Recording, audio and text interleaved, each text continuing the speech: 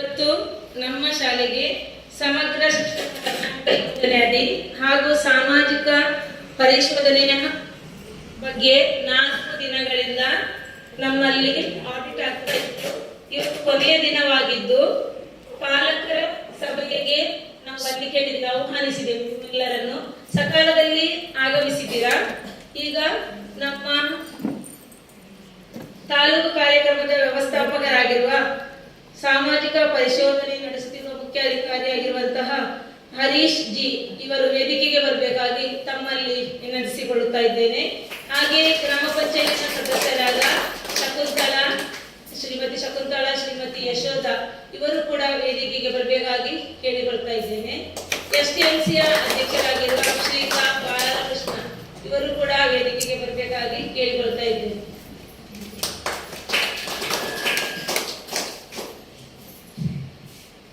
ಅದೇ ರೀತಿ 4 ದಿನಗಳಿಂದ ನಮ್ಮೊಂದಿಗೆ ಇದ್ದು ಸಹಕರಿಸಿದ ಗ್ರಾಮ ಸಂಪನ್ಮೂಲ ವ್ಯಕ್ತಿಗಳಾದ ಶ್ರೀಮತಿ ಸವಿತಾ ಮತ್ತು ಸುನೀತಾ ಇವರು ಕೂಡ ವೇದಿಕೆಗೆ ಬರಬೇಕಾಗಿ ಕೇಳಿಕೊಳ್ತಾ ಇದ್ದೇನೆ.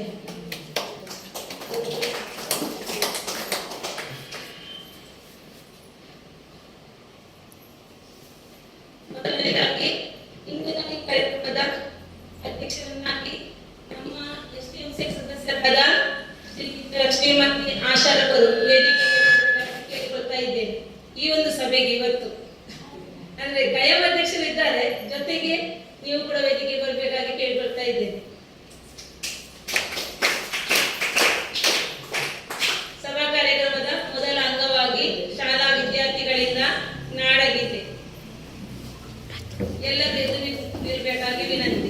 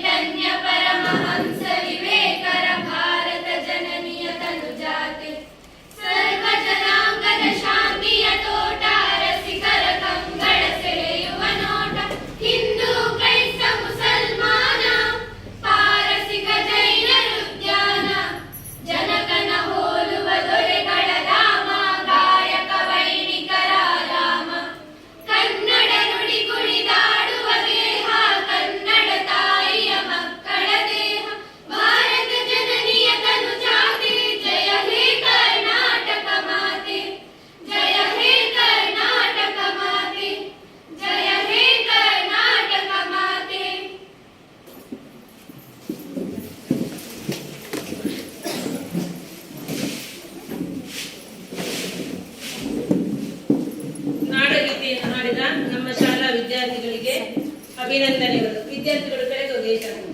ನಮ್ಮ ಶಾಲೆಯ ಹಿರಿಯ ಶಿಕ್ಷಕಿಯಾದ ಶ್ರೀಮತಿ DCS ಇವರು ಕೂಡ ವೇದಿಕೆಗೆ ಬರಬೇಕಾಗಿ ಕೇಳಿಕೊಳ್ತಾ ಇದ್ದೇನೆ.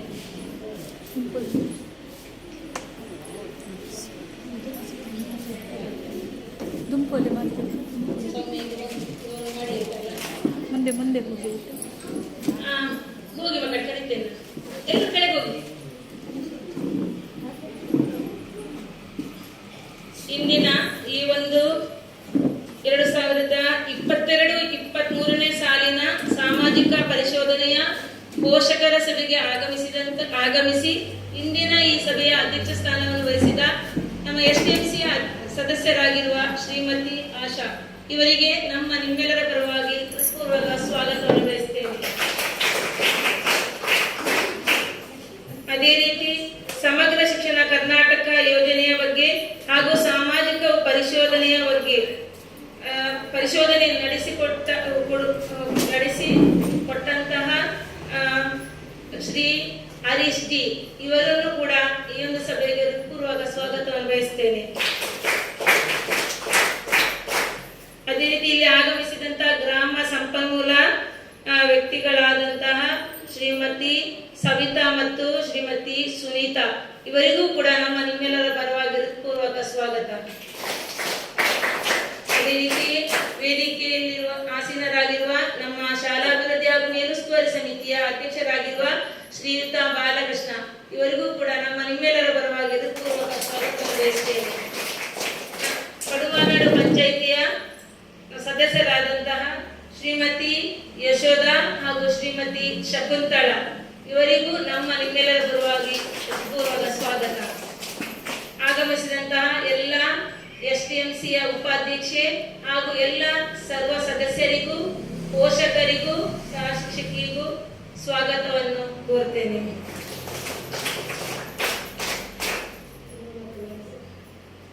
ಈಗ ನಿಮ್ಮ ಮುಂದೆ ಹರೀಶ್ ಜಿ ಸರ್.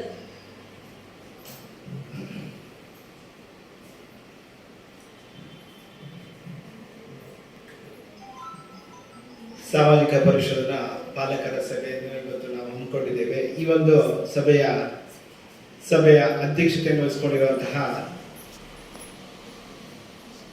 ಈ ಸಭೆಯಲ್ಲಿ ಆಯ್ಕೆಯಾದಂತಹ ನಮ್ಮ SDMC ಸಮಿತಿಯ ಸದಸ್ಯರಾದಂತಹ ಹಾಗೂ ಇವತ್ತು ಈ ಸಭೆಯ ಅಧ್ಯಕ್ಷತೆಯನ್ನು ವಹಿಸಿರುವಂತಹ ಆಶಾರವರೇ ಹಾಗೂ SDMC ಸಮಿತಿಯ ಅಧ್ಯಕ್ಷರೇ, ಪಡುವಾನಾಡು ಗ್ರಾಮ ಪಂಚಾಯತಿನ ಗೌರವಾನ್ವಿತ ಸದಸ್ಯರೇ, ಮುಖ್ಯ ಶಿಕ್ಷಕರೇ, ಸಹ ಶಿಕ್ಷಕರೇ ಹಾಗೂ ಆಗಮಿಸತಕ್ಕಂತಹ ಎಲ್ಲ ಮಕ್ಕಳ ಪೋಷಕರೇ, ಬಹುಶಃ ಸರ್ಕಾರದ ಆದೇಶದ ಮೇರೆಗೆ ಪ್ರತಿಯೊಂದು ಗ್ರಾಮ ಪಂಚಾಯತ್ ಮೂಡುಬಿದಿರೆ ತಾಲೂಕಿಗೆ ಸಂಬಂಧಿಸಿದಂತೆ ಪ್ರತಿಯೊಂದು ಗ್ರಾಮ ಪಂಚಾಯತ್ ವ್ಯಾಪ್ತಿಯ 2 ಶಾಲೆಗಳ ಸರ್ಕಾರಿ ಶಾಲೆಗಳ ಸಮಗ್ರ ಶಿಕ್ಷಣ ಯೋಜನೆಯ ಒಂದು ಸಾಮಾಜಿಕ ಪರಿಶೋಧನೆ ನಡೆಸಬೇಕೆನ್ನುವುದು ಸರ್ಕಾರದ ಆದೇಶ. ಆ ಒಂದು ಆದೇಶದ ಮೇರೆಗೆ ಪಡುವಾನಾಡು ಗ್ರಾಮ ಪಂಚಾಯತ್ನಲ್ಲಿ ಇವತ್ತು ಬೆಳಿಗ್ಗೆ ಸರ್ಕಾರಿ ಹಿರಿಯ ಪ್ರಾಥಮಿಕ ಶಾಲೆ ಅಚ್ಚರಕಟ್ಟೆ ಇಲ್ಲಿ ನಾವು ಪಾಲಕರ ಸಭೆಯನ್ನು ಯಶಸ್ವಿಯಾಗಿ ನಡೆಸಿದ್ದೇವೆ. ಅದೇ ರೀತಿ ಮಧ್ಯಾಹ್ನ ನಿಮ್ಮ ಶಾಲೆಯಲ್ಲಿ ಈ ಒಂದು ಸಭೆಯನ್ನು ಆಯೋಜನೆ ಮಾಡಿಕೊಂಡಿದ್ದೇವೆ. ಈ ವಿಚಾರ ಶಾಲೆಗಳಿಗೆ ಹೊಸ್ತು, ಹಾಗೆ ಪೋಷಕರಿಗೆ ಸಂಬಂಧಪಟ್ಟ ಹಾಗೆ ಕೂಡ ಹೊಸ್ತು, ಹಾಗೆ ನಮಗೂ ಕೂಡ ಇದು ಹೊಸ ಒಂದು ವಿಷಯ. ಈಗಾಗಲೇ ನಮಗೆ ಹೊಸತು ಅಂತ ಹೇಳಕ್ಕಾಗಲ್ಲ. ಈಗಾಗಲೇ 9 ಶಾಲೆ ಒಂದು ಸಾಮಾಜಿಕ ಪರಿಶೋಧನೆ ಮುಗಿಸಿದ್ದೇವೆ. ಈ ಸಮಗ್ರ ಶಿಕ್ಷಣ ಯೋಜನೆ ಅಂದರೆ ಏನು, ಸೊ ಇದರ ಕಾರ್ಯವ್ಯಾಪ್ತಿಯಲ್ಲಿ ಯಾರೆಲ್ಲ ಬರ್ತಾರೆ, ಇದರ ರೂಪುರೇಷೆಗಳು ಏನು, ಇದರ ಬಗ್ಗೆ ನಾವು ತಿಳ್ಕೊಳ್ಳೋದಾದ್ರೆ ಮೊದಲನೇದಾಗಿ ಸಮಗ್ರ ಶಿಕ್ಷಣ ಯೋಜನೆ. ಈ ಯೋಜನೆ ಹಿಂದೆ ಹಲವಾರು ಹೆಸರುಗಳಿಂದ ಕರೆಯಲ್ಪಡ್ತಾ ಇತ್ತು. ಅಂದರೆ ಸರ್ವ ಶಿಕ್ಷಾ ಅಭಿಯಾನ್ ಮತ್ತು ರಾಷ್ಟ್ರೀಯ ಮಾಧ್ಯಮಿಕ ಶಿಕ್ಷಾ ಅಭಿಯಾನ್ ಮತ್ತು ಟೀಚರ್ಸ್ ಎಜುಕೇಷನ್. ಸೊ ಇವೆಲ್ಲವನ್ನು ಒಂದುಗೂಡಿಸಿ ಅದಕ್ಕೆ ಒಂದು ಸಮಗ್ರ ಶಿಕ್ಷಣ ಯೋಜನೆ ಅಂತ 2018ರಲ್ಲಿ ನಾನು ಜಾರಿಗೆ ತರುತ್ತೆ ಕೇಂದ್ರ ಸರ್ಕಾರ. ಸೊ ಇದರ ಮುಖ್ಯ ಉದ್ದೇಶ ಏನು ಅಂದರೆ, ಇಲ್ಲಿ ಬರ್ತಕ್ಕಂಥ ಫಲಾನುಭವಿಗಳು LKG ಇಂದ ಹಿಡಿದು 12ನೇ ತರಗತಿಯವರೆಗೆ ಓದ್ತಕ್ಕಂತಹ, ಅಂದರೆ ಸರ್ಕಾರಿ ಶಾಲೆಯಲ್ಲಿ ಕಲಿತಕ್ಕಂತಹ ಮಕ್ಕಳು ಇದರ ಫಲಾನುಭವಿಗಳು. ಇವರಿಗೆ ಸಮಗ್ರವಾದ ಗುಣಮಟ್ಟದಿಂದ ಕೂಡಿದ ಶಿಕ್ಷಣವನ್ನು ಕೊಡಬೇಕು. ಆ ನಿಟ್ಟಿನಲ್ಲಿ ಯಾವುದೇ ರೀತಿಯ ಒಂದು ಲಿಂಗ ತಾರತಮ್ಯವಿಲ್ಲದೆ, ಜಾತಿ ಭೇದವಿಲ್ಲದೆ ಅವರ ಒಂದು ಸಮಗ್ರ ಶಿಕ್ಷಣದ ಗುಣಮಟ್ಟ ಏನಿದೆ ಅದು ಒಟ್ಟಾರೆಯಾಗಿ ಶಾಲೆಯ ಫಲಿತಾಂಶವನ್ನು ಕೂಡ ಹೆಚ್ಚಳ ಮಾಡಲಿಕ್ಕೆ ಅವಕಾಶ ಆಗಬೇಕು. ಸೊ ಇಲ್ಲಿ ಹಂತ ಹಂತವಾರು ಅವ್ರ ಮಕ್ಕಳು ಶಿಕ್ಷಣವನ್ನು ಪಡೀತಾರೆ. ಮೊದಲನೇದಾಗಿ ಪ್ರಾಥಮಿಕ ಹಂತ, ಪ್ರೌಢಶಾಲಾ ಹಂತ ಮತ್ತು ಪದವಿ ಪೂರ್ವ ಹಂತ. ಈ ಹಂತವಾರು ಶಿಕ್ಷಣ ಕೊಡುವಾಗ ಅಲ್ಲಿ ಮಕ್ಕಳಿಗೆ ಈ ಒಂದು ಯೋಜನೆ ಅಡಿಯಲ್ಲಿ ರೂಪುರೇಷೆ ಸಿದ್ಧಪಡಿಸಿದಂತೆ ಅವರಿಗೆ ಪ್ರತಿಯೊಂದು ಹಂತದಲ್ಲಿ ಕೂಡ ಮಕ್ಕಳ ವಿಶೇಷ ಒಂದು ಆಸಕ್ತಿಗಳನ್ನು ಗಮನಿಸಿಕೊಂಡು ಅವರಿಗೆ ಪಠ್ಯದ ಜೊತೆಗೆ ಪಠ್ಯೇತರ ಚಟುವಟಿಕೆಗಳನ್ನು ಕೂಡ ಗಮನಿಸಿಕೊಂಡು ಶಿಕ್ಷಕರಿಂದ ಅವರಿಗೆ ಶಿಕ್ಷಣವನ್ನು ಕೊಡಬೇಕಾಗಿರುವಂತದ್ದು ಈ ಒಂದು ಯೋಜನೆಯಲ್ಲಿ ಅಡಗಿರುವುದು. ಅಂದ್ರೆ ಈ ಯೋಜನೆಯ ಒಂದು ರೂಪುರೇಷೆಗಳಲ್ಲಿ ಒಂದು ವಿಚಾರ. ಉದಾಹರಣೆಯಾಗಿ ಈ ಒಂದು ಯೋಜನೆ ಅಡಿಯಲ್ಲಿ ಈಗ ಮಕ್ಕಳು ಕಾರಣಾಂತರದಿಂದ ಒಬ್ರು ವಿದ್ಯಾಭ್ಯಾಸವನ್ನು 1ನೇ ಕ್ಲಾಸಿಗೆ ಮೊಟಕುಗೊಳಿಸ್ತಾರೆ. ಅವ್ರು ಮತ್ತೆ ಶಾಲೆಗೆ ಹೋಗಲ್ಲ. ಸೊ ಅವರ ವಯಸ್ಸು ಬೆಳೀತಾ ಇರತ್ತೆ. ಸೊ ಮತ್ತೆ ಅವರು ಶಾಲೆಗೆ ಹೋಗ್ಬೇಕು ಅಂತ ಹೇಳಿದಾಗ ಅವರ ವಯಸ್ಸಿಗೆ ಅನುಗುಣವಾಗಿ ಅವರನ್ನು ಮುಂದೆ ಅವರ ತರಗತಿಗೆ ಅವರನ್ನು ಸೇರಿಸ್ಕೊಳ್ಬೇಕಾಗತ್ತೆ. ಸೊ ಈಗ 1ನೇ ತರಗತಿಗೆ ಬಿಟ್ಟಿದ್ದಾರೆ ಅಂತ ಹೇಳಿದ್ರೆ ಅವರು 5ನೇ ತರಗತಿಯ 5ನೇ ತರಗತಿಯಲ್ಲಿ ಸೇರ್ಪಡೆಯಾಗುವಂತ ಒಂದು ವಯಸ್ಸನ್ನು ಹೊಂದಿದ್ರೆ ಏನು 1ನೇ ತರಗತಿಯಿಂದ 4ನೇ ತರಗತಿವರೆಗೆ ಅವರಿಗೆ ಆ ಶಿಕ್ಷಣದ ಗ್ಯಾಪ್ ಏನಿದೆ ಅವರಿಗೆ ಸಿಗ್ಬೇಕಾದಂತ ಶಿಕ್ಷಣ ಅದನ್ನು ಅವರನ್ನು 5ನೇ ತರಗತಿಗೆ ದಾಖಲು ಮಾಡಿಕೊಂಡು ಅವರಿಗೆ ಆ ಮಕ್ಕಳಿಗೆ ಆ ಗ್ಯಾಪ್ ಅನ್ನು ಫಿಲ್ ಮಾಡ್ಲಿಕ್ಕೆ ಶಿಕ್ಷಕರು ವಿಶೇಷ ತರಬೇತಿಯನ್ನು ಕೊಡಬೇಕು ಎನ್ನುವುದು ಇದರಲ್ಲಿ ಸ್ಪಷ್ಟವಾಗಿ ಹೇಳಿದ್ದಾರೆ. ಸೊ ಅಂತ ಒಂದು ಇದನ್ನೇ ಇದು ಮಾಡ್ಕೊಂಡು ಅಳವಡಿಸಿಕೊಂಡು ಶಿಕ್ಷಣವನ್ನು ರೂಪಿಸಿರುವಂತದ್ದು. ಅದೇ ರೀತಿ ಇಲ್ಲಿ ಮಕ್ಕಳ ಬೆಳವಣಿಗೆ ಪ್ರತಿಯೊಂದು ಹಂತದಲ್ಲಿ ಮಕ್ಕಳು ಬೆಳೀತಾ ಇರ್ತಾರೆ. ಸೊ ಅದರಲ್ಲಿ ಅವರ ಬೆಳವಣಿಗೆ ಪೂರಕವಾಗಿ ಅವರ ಆಸಕ್ತಿಗಳು ಬೇರೆ ಬೇರೆ ಇರುತ್ತೆ. ಮುಖ್ಯವಾಗಿ ಆ ಆಸಕ್ತಿಗಳನ್ನು ಗುರುತಿಸುವುದು ಮುಖ್ಯವಾದ ಜವಾಬ್ದಾರಿ ಮಕ್ಕಳ ಪೋಷಕರನ್ನು. ಸೊ ಮಕ್ಕಳ ಪೋಷಕರು ಶಾಲೆಯಲ್ಲಿ ವಿದ್ಯೆ ಕಲಿತ ನಂತರ ಹೆಚ್ಚಿನ ಅವಧಿಯಲ್ಲಿ ಮಕ್ಕಳು ಮನೆಯಲ್ಲಿ ಇರ್ತಾರೆ. ಸೊ ಆ ಸಂದರ್ಭದಲ್ಲಿ ನಮ್ಮ ಮಕ್ಕಳಲ್ಲಿ ಈ ತರ ಬದಲಾವಣೆ ಆಗ್ತಾ ಇದೆ, ನನ್ನ ಮಗುವಿನಲ್ಲಿ ಈ ತರ ಒಂದು ಬದಲಾವಣೆ ಆಗಿದೆ, ಆ ವಿಚಾರವನ್ನು ಮೊದಲಾಗಿ ತಿಳ್ಕೊಳ್ಳುವಂತವರು ಮಕ್ಕಳ ಪೋಷಕರು. ಆ ಮಕ್ಕಳ ಪೋಷಕರು ತಿಳ್ಕೊಂಡ್ರೆ ಸಾಲದು, ಅದನ್ನು ಸಂಬಂಧಪಟ್ಟ ಶಾಲೆಯ ಶಿಕ್ಷಕರಿಗೆ ಅದನ್ನು ಅವರು ಮಾಹಿತಿಯನ್ನು ಕೊಡಬೇಕಾಗತ್ತೆ. ಯಾಕಂತ ಹೇಳಿದ್ರೆ ಶಾಲಾ ಹಂತದಲ್ಲಿ ಕೂಡ ಶಿಕ್ಷಕರು ಆ ಒಂದು ಅವರ ವಿಶೇಷ ಆಸಕ್ತಿಯನ್ನು ಗಮನಿಸಿ ಅವರಿಗೆ ಇನ್ನೂ ಯಾವ ರೀತಿಯಲ್ಲಿ ನಾವು ಅದಕ್ಕೆ ಪೂರಕವಾದ ಒಂದು ತರಬೇತಿ ಇರ್ಬೋದು ಅಥವಾ ಮಾಹಿತಿ ಇರ್ಬೋದು, ಅದನ್ನು ಯಾವ ರೀತಿ ಕೊಡ್ಬೇಕೆನ್ನೋದ್ರ ಬಗ್ಗೆ ಅವರಿಗೊಂದು ಅವರಿಗೆ ಯಾವ ತರ ಕೊಡ್ಬೇಕು ಅಂತ ಹೇಳಲಿಕ್ಕೆ ಅವರಿಗೊಂದು ಜಡ್ಜ್ ಮಾಡ್ಲಿಕ್ಕೆ ಅವಕಾಶ ಆಗತ್ತೆ. ಸೊ ಇಲ್ಲದೆ ಹೋದ್ರೆ ಸೊ ಬರೀ ಅವರಲ್ಲಿ ವ್ಯಕ್ತ ಆಗಿರುವಂತ ಆಸಕ್ತಿಯನ್ನು ನಾವು ಗಮನಿಸಿದ ಹೋದಲ್ಲಿ ಬಹುಶಃ ಅದಕ್ಕೆ ಅವರ ಆಸಕ್ತಿಯನ್ನು ನಾವೇ ಚಿವುಟಿದಾಗತ್ತೆ. ಸೊ ಹೀಗೆ ಮಕ್ಕಳ ಪೋಷಕರ ಮತ್ತು ಶಿಕ್ಷಕರ ಒಂದು ಸಂಬಂಧಗಳು ಕೂಡ ಗಟ್ಟಿಯಾಗಿರ್ಬೇಕಾಗುತ್ತೆ. ಆ ಗಟ್ಟಿಯಾಗಿದ್ದಾಗ ಮಾತ್ರ ಅದರ ಒಂದು ಪ್ರತಿಫಲ ನಮ್ಮ ಬೆಳೆಯುವ ಮಕ್ಕಳಲ್ಲಿ ಅದನ್ನು ನಾವು ಕಾಣಲಿಕ್ಕೆ ಸಾಧ್ಯತೆಗಳು ಇರುತ್ತೆ. ಸೊ ಆದ್ರಿಂದ ಇಲ್ಲಿ ನಾವು ಮಕ್ಕಳ ಪಾಠದ ಕಳೆದ 4 ದಿನಗಳಲ್ಲಿ ನಾವು ಗಮನಿಸಿರುವ ವಿಚಾರ ಅಂತ ಹೇಳಿದ್ರೆ ಈ ಯೋಜನೆಗೆ ಸಂಬಂಧಪಟ್ಟ ಹಾಗೆ ಏನೆಲ್ಲ ಅನುದಾನಗಳು ಬಿಡುಗಡೆ ಆಗುತ್ತೆ.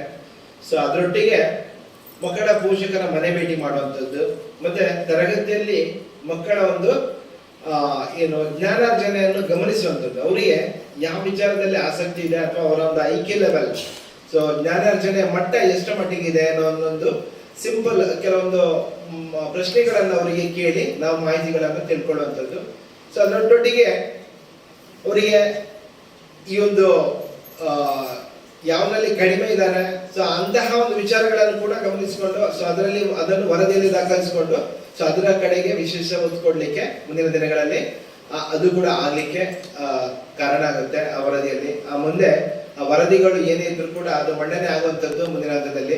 ಸೊ ಇಲ್ಲಿ ಸಮಗ್ರ ಶಿಕ್ಷಣದಲ್ಲಿ ಏನಾಗುತ್ತೆ ಅಂತ ಹೇಳಿದ್ರೆ ಮಕ್ಕಳಲ್ಲಿ ನಿಮಗೆ ಗೊತ್ತಿರುವುದು ಪ್ರಾಥಮಿಕ ಹಂತದಲ್ಲಿ ನಾವು ಅಷ್ಟೇನು ನಿರೀಕ್ಷೆ ಮಾಡ್ಲಿಕ್ಕೆ ಆಗಲ್ಲ. ಕೆಲವೊಂದು ಪ್ರತಿಭೆಗಳು ಇರುತ್ತೆ, ಅದು ಪ್ರಾರಂಭಿಕ ಹಂತದಲ್ಲೇ ನಮಗೆ ಗೋಚರ ಆಗುತ್ತೆ.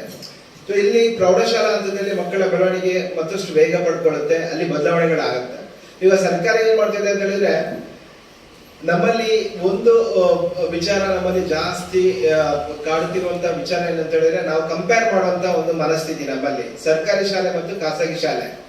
ನಿಜವಾಗ್ಲೂ ಹೇಳ್ಬೇಕು ಅಂತ ಹೇಳಿದ್ರೆ ನಮ್ಮ ಸರ್ಕಾರಿ ಶಾಲೆಗಳಲ್ಲಿ ಸಿಗುವಂತಹ ಒಂದು ಶಿಕ್ಷಣದ ಗುಣಮಟ್ಟವನ್ನು ನೀವು ಯಾವುದೇ ಒಂದು ಖಾಸಗಿ ಶಾಲೆಗಳಲ್ಲಿ ನೋಡ್ಲಿಕ್ಕೆ ಸಿಗಲ್ಲ.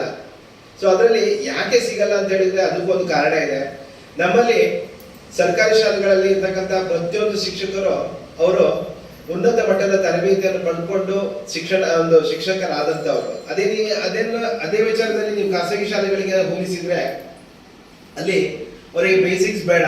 ಸೊ ಯಾರು ಕಡಿಮೆ ಸಂಬಳಕ್ಕೆ ದುಡಿಲಿಕ್ಕೆ ಬರ್ತಾರೋ ಸೊ ಅಂತವರನ್ನ ಆಯ್ಕೆ ಮಾಡ್ಕೊಂಡು ಸೊ ಅವರನ್ನು ಟೀಚರ್ ಆಗಿ ತರಬೇತಿ ಮಾಡ್ಕೊತಾರೆ.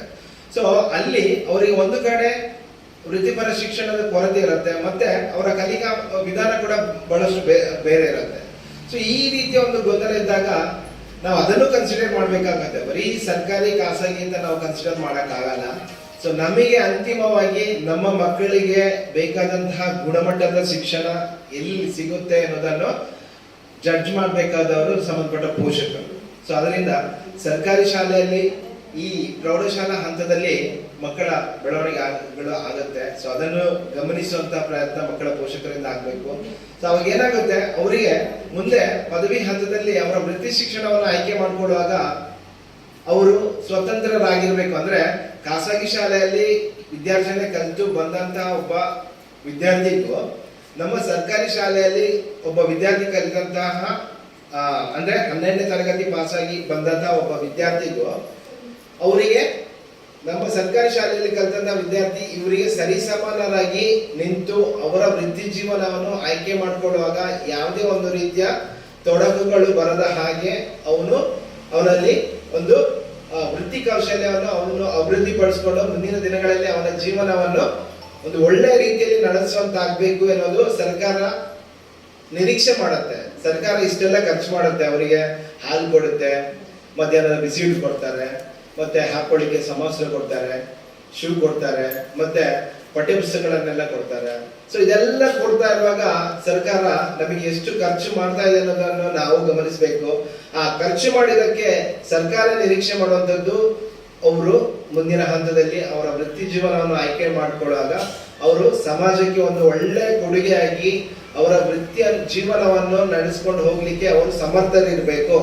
ಅವರು ಯಾವುದೇ ಕಾರಣಕ್ಕೆ ಸಮಾಜಕ್ಕೆ ಹೊರೆ ಆಗಬಾರ್ದು ಅನ್ನೋ ನಿಟ್ಟಿನಲ್ಲಿ ಸರ್ಕಾರ ಅದನ್ನು ನಮ್ಮಿಂದ ಅಂದ್ರೆ ವಿದ್ಯಾರ್ಥಿಗಳಿಂದ ಪರೀಕ್ಷೆಯನ್ನು ಬೇಡುತ್ತೆ, ಅಂದ್ರೆ ನಿರೀಕ್ಷೆ ಮಾಡುತ್ತೆ.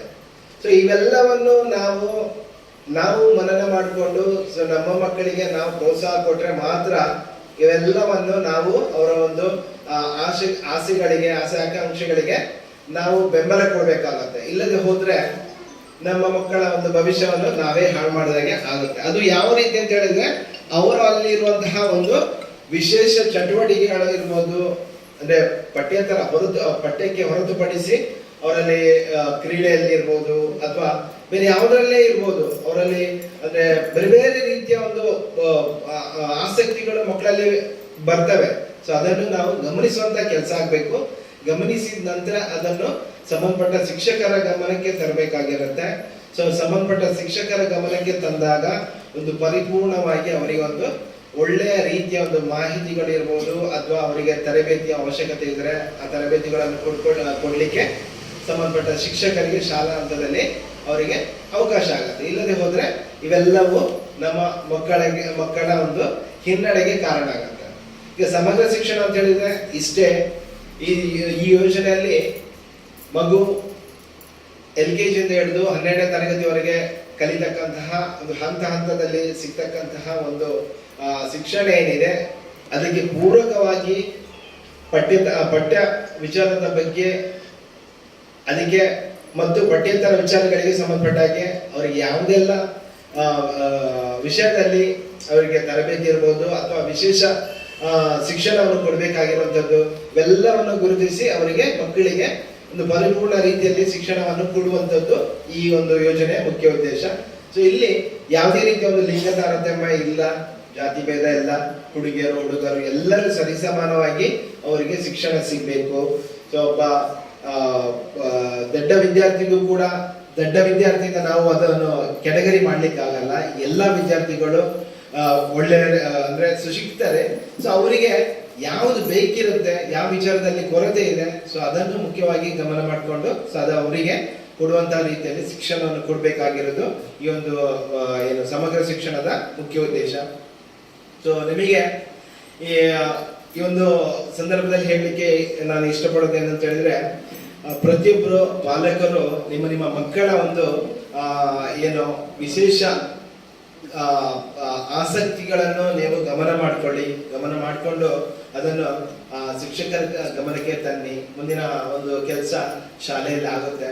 ಸೊ ಇದನ್ನು ಹೊರತುಪಡಿಸಿ ಸಾಮಾಜಿಕ ಪರಿಶೋಧನೆ ಅಂತ ಹೇಳಿದ್ರೆ ಅದರ ಬಗ್ಗೆ ಮಾಹಿತಿ ಬೇಕು ಅಂತ ಹೇಳಿದ್ರೆ ನಿಮಗೆ ಸಾಮಾಜಿಕ ಪರಿಶೋಧನೆ ಅಂದ್ರೆ ಸೋಷಿಯಲ್ ಆಡಿಟ್. ಸೊ ಇಂಗ್ಲಿಷಲ್ಲಿ ಆಡಿಟ್ ಅನ್ನೋ ಪದಕ್ಕೆ ಬಹಳಷ್ಟು ಒಂದು ಮಹತ್ವ ಇದೆ. ಸೊ ಸಾಮಾಜಿಕ ಪರಿಶೋಧನೆ ಅಂದ್ರೆ ಸಾಮಾನ್ಯರಿಗೆ ಹೆಚ್ಚಿನವರಿಗೆ ಗೊತ್ತಾಗಲ್ಲ ಪಕ್ಕಕ್ಕೆ. ಆದ್ರೆ ಸೋಷಿಯಲ್ ಆಡಿಟ್ ಅನ್ನೋ ಒಂದು ಶಬ್ದ ನಿಮಗೆ ಪದ ಬಳಕೆಯಲ್ಲಿ ಜಾಸ್ತಿ ಇರುತ್ತೆ. ಈ ಆಡಿಟ್ ಅನ್ನೋದು 4 ಗೋಡೆಗಳಿಗೆ ಸೀಮಿತವಾಗಿರುತ್ತೆ. ಸೊ ಅಲ್ಲಿ ವರದಿಯನ್ನು ತಯಾರು ಮಾಡ್ತೇವೆ. ಸೊ ಅದು ಆಡಿಟ್ ವರದಿಯಲ್ಲಿ ಬರುವಂತದ್ದು. ಸೊ ಆದರೆ ಈ ಸಾಮಾಜಿಕ ಪರಿಶೋಧನೆ ಭಿನ್ನವಾಗಿರುತ್ತೆ. ಇಲ್ಲಿ ನೀವೇ ಗಮನಿಸಬಹುದು, ನಮ್ಮ ಈ ಒಂದು ಸಭೆಯ ಅಧ್ಯಕ್ಷತೆಯನ್ನು ಆಯ್ಕೆ ಮಾಡುವಂತ ಪ್ರಕ್ರಿಯೆ ಕೂಡ ಅದರಲ್ಲಿ ಬಹಳಷ್ಟು ಸರಳ. ಯಾಕಂತ ಹೇಳಿದ್ರೆ ಇಲ್ಲಿ SDMC ಅಧ್ಯಕ್ಷರು ಇರ್ತಾರೆ. ಅವರು ಈ ಒಂದು ಯೋಜನೆ ಅಡಿಯಲ್ಲಿ ಅವರೊಂದು ಭಾಗವಾಗಿರ್ತಾರೆ. ಆ ಭಾಗವಾಗಿದ್ದಾಗ ಅವರ ಅಧ್ಯಕ್ಷತೆಯಲ್ಲಿ ಈ ಸಭೆಗಳನ್ನು ಆಯೋಜನೆ ಮಾಡೋದು ಅದು ಅಷ್ಟು ಸಮಂಜಸ ಅಲ್ಲ. ಯಾಕಂತ ಹೇಳಿದ್ರೆ ಅಲ್ಲಿ ಒಂದು ಏನು ಹಸ್ತಕ್ಷೇಪಕ್ಕೆ ಕಾರಣ ಆಗತ್ತೆ. ಸೊ ಅದರಿಂದ ಸಾಮಾನ್ಯರನ್ನು ಸಭೆಯಲ್ಲಿ ಆಯ್ಕೆ ಮಾಡಿಕೊಂಡು ಸೊ ಅವರೊಂದು ಅಧ್ಯಕ್ಷತೆಯಲ್ಲಿ ಈ ಒಂದು ಸಭೆಯನ್ನು ನಡೆಸಬೇಕು ಅನ್ನೋದು ಈ ಒಂದು ಸಾಮಾಜಿಕ ಪರಿಶೋಧನೆಯಲ್ಲಿರುವಂತಹ ಒಂದು ಅಂಶ. ಸೊ ಇವತ್ತಿನ ಒಂದು ಸಭೆಗೆ ನಮಗೆ ಮುಖ್ಯ ನೋಡಲ್ ಅಧಿಕಾರಿಯಾಗಿ, ಮಾರ್ಗದರ್ಶಿ ಅಧಿಕಾರಿಯಾಗಿ ಕೃಷಿ ಇಲಾಖೆಯ ಅಧಿಕಾರಿಯವರು ಬರಬೇಕಿತ್ತು. ಸೊ ಕಾರಣಾಂತರಗಳಿಂದ ಅವರಿಗೆ ಬರ್ಲಿಕ್ಕಾಗಿಲ್ಲ. ಆ ಒಂದು ಸಂದರ್ಭದಲ್ಲಿ ಸಭೆ ಆಯೋಜನೆ ಮಾಡಬೇಕು, ಯಾವುದೇ ಕಾರಣಕ್ಕೆ ಸಭೆ ನಿಲ್ಲಿಸಬಾರದು ಅನ್ನೋ ನಿಟ್ಟಿನಲ್ಲಿ ಇದಕ್ಕೆ ಸಾಮಾಜಿಕ ಪರಿಶೋಧನೆಯಲ್ಲಿ ಅವಕಾಶ ಕಲ್ಪಿಸಿಕೊಟ್ಟಿದ್ದಾರೆ. ಆ ನಿಟ್ಟಿನಲ್ಲಿ ನಾವು ಇವತ್ತು ಸಭೆಯನ್ನು ಮಾಡಿಕೊಂಡಿದ್ದೇವೆ. ಸೊ ಇನ್ನು ಮತ್ತೊಂದು ವಿಚಾರ, ನಾವು ಸಾಮಾಜಿಕವಾಗಿ ನಿಮ್ಮೊಡನೆ ಬೆರೆತು ಎಲ್ಲ ವರದಿಗಳನ್ನು ತಯಾರು ಮಾಡುವಂಥದ್ದು ಅಂತ ಹೇಳಿದ್ರೆ, ಶಾಲೆಗಳಲ್ಲಿ ಈ ಯೋಜನೆಗೆ ಸಂಬಂಧಪಟ್ಟ ಹಾಗೆ ಏನು ಖರ್ಚು ವೆಚ್ಚಗಳಿರುತ್ತೆ, ಅದಕ್ಕೆ ಸಂಬಂಧಪಟ್ಟ ವೋಚರ್ಗಳೇನು ಖರ್ಚು ಮಾಡಿರೋದಕ್ಕೆ ಅದಕ್ಕೆ ದಾಖಲೆ ಬೇಕು. ಸೊ ಅದನ್ನೆಲ್ಲ ಮತ್ತೆ ಅದಕ್ಕೆ ಸಂಬಂಧಪಟ್ಟ ವಹಿಗಳು, ಸೊ ಅದನ್ನೆಲ್ಲವನ್ನು ನಾವು ಪರಿಶೀಲನೆ ಮಾಡ್ತೇವೆ. ಮತ್ತೆ ನಿಮ್ಮ ಬಳಿಗೆ ಬರ್ತೇವೆ. ಅಂದ್ರೆ ಪೋಷಕರ ಮನೆ ಭೇಟಿ ಮಾಡುವಂಥದ್ದು. ಪೋಷಕರಿಗೆ ಮನೆ ಭೇಟಿ ಮಾಡಿ ಸೊ ಅವರಿಗೆ ಯೋಜನೆ ಬಗ್ಗೆ ಇರ್ಬೋದು ಅಥವಾ ಸಮಗ್ರ ಶಿಕ್ಷಣದ ಬಗ್ಗೆ ಸರ್ಕಾರ ಒಂದು ನಿಗದಿ ಮಾಡಿದಂತಹ ಒಂದು 138 ಪ್ರಶ್ನಾವಳಿಗಳಿವೆ. ಅದರಲ್ಲಿ ಮಕ್ಕಳಿಗೆ ಯಾವ ರೀತಿ ಪ್ರಶ್ನೆಗಳನ್ನು ಕೇಳಬೇಕು, ಶಿಕ್ಷಕರಿಗೆ ಯಾವ ರೀತಿ ಪ್ರಶ್ನೆಗಳನ್ನು ಕೇಳಬೇಕು, ಅದೇ ರೀತಿ ಮಕ್ಕಳ ಪೋಷಕರಿಗೆ ಏನ್ ಕೇಳಬೇಕು, ಎಲ್ಲವನ್ನು ಅಲ್ಲಿ ಮಾಹಿತಿ ಇದೆ. ಸೊ ಆ ಮಾಹಿತಿಗಳನ್ನು ಪೋಷಕರಿಂದ ಕೇಳಿ ಅವರ ಒಂದು ಅನಿಸಿಕೆ ಅಥವಾ ಹೇಳಿಕೆಗಳನ್ನು ದಾಖಲು ಮಾಡಿಕೊಳ್ಳುವಂಥದ್ದು ಕೂಡ ನಾವು ಮಾಡಿದ್ದೇವೆ. ಮತ್ತೆ ಇವತ್ತು ಸಭೆಯನ್ನು ಆಯೋಜನೆ ಮಾಡಿಕೊಂಡು ಅಂತಿಮವಾಗಿ ನಾವೇನು ವರದಿ ತಯಾರು ಮಾಡಿದ್ದೇವೆ ಆ ಕರಡು ವರದಿ ಪ್ರತಿಯನ್ನು ಸಭೆಯಲ್ಲಿ ಮಂಡನೆ ಮಾಡುವಂಥದ್ದು ಮುಂದಿನ ಹಂತದಲ್ಲಿ ನಡೆಯುತ್ತೆ.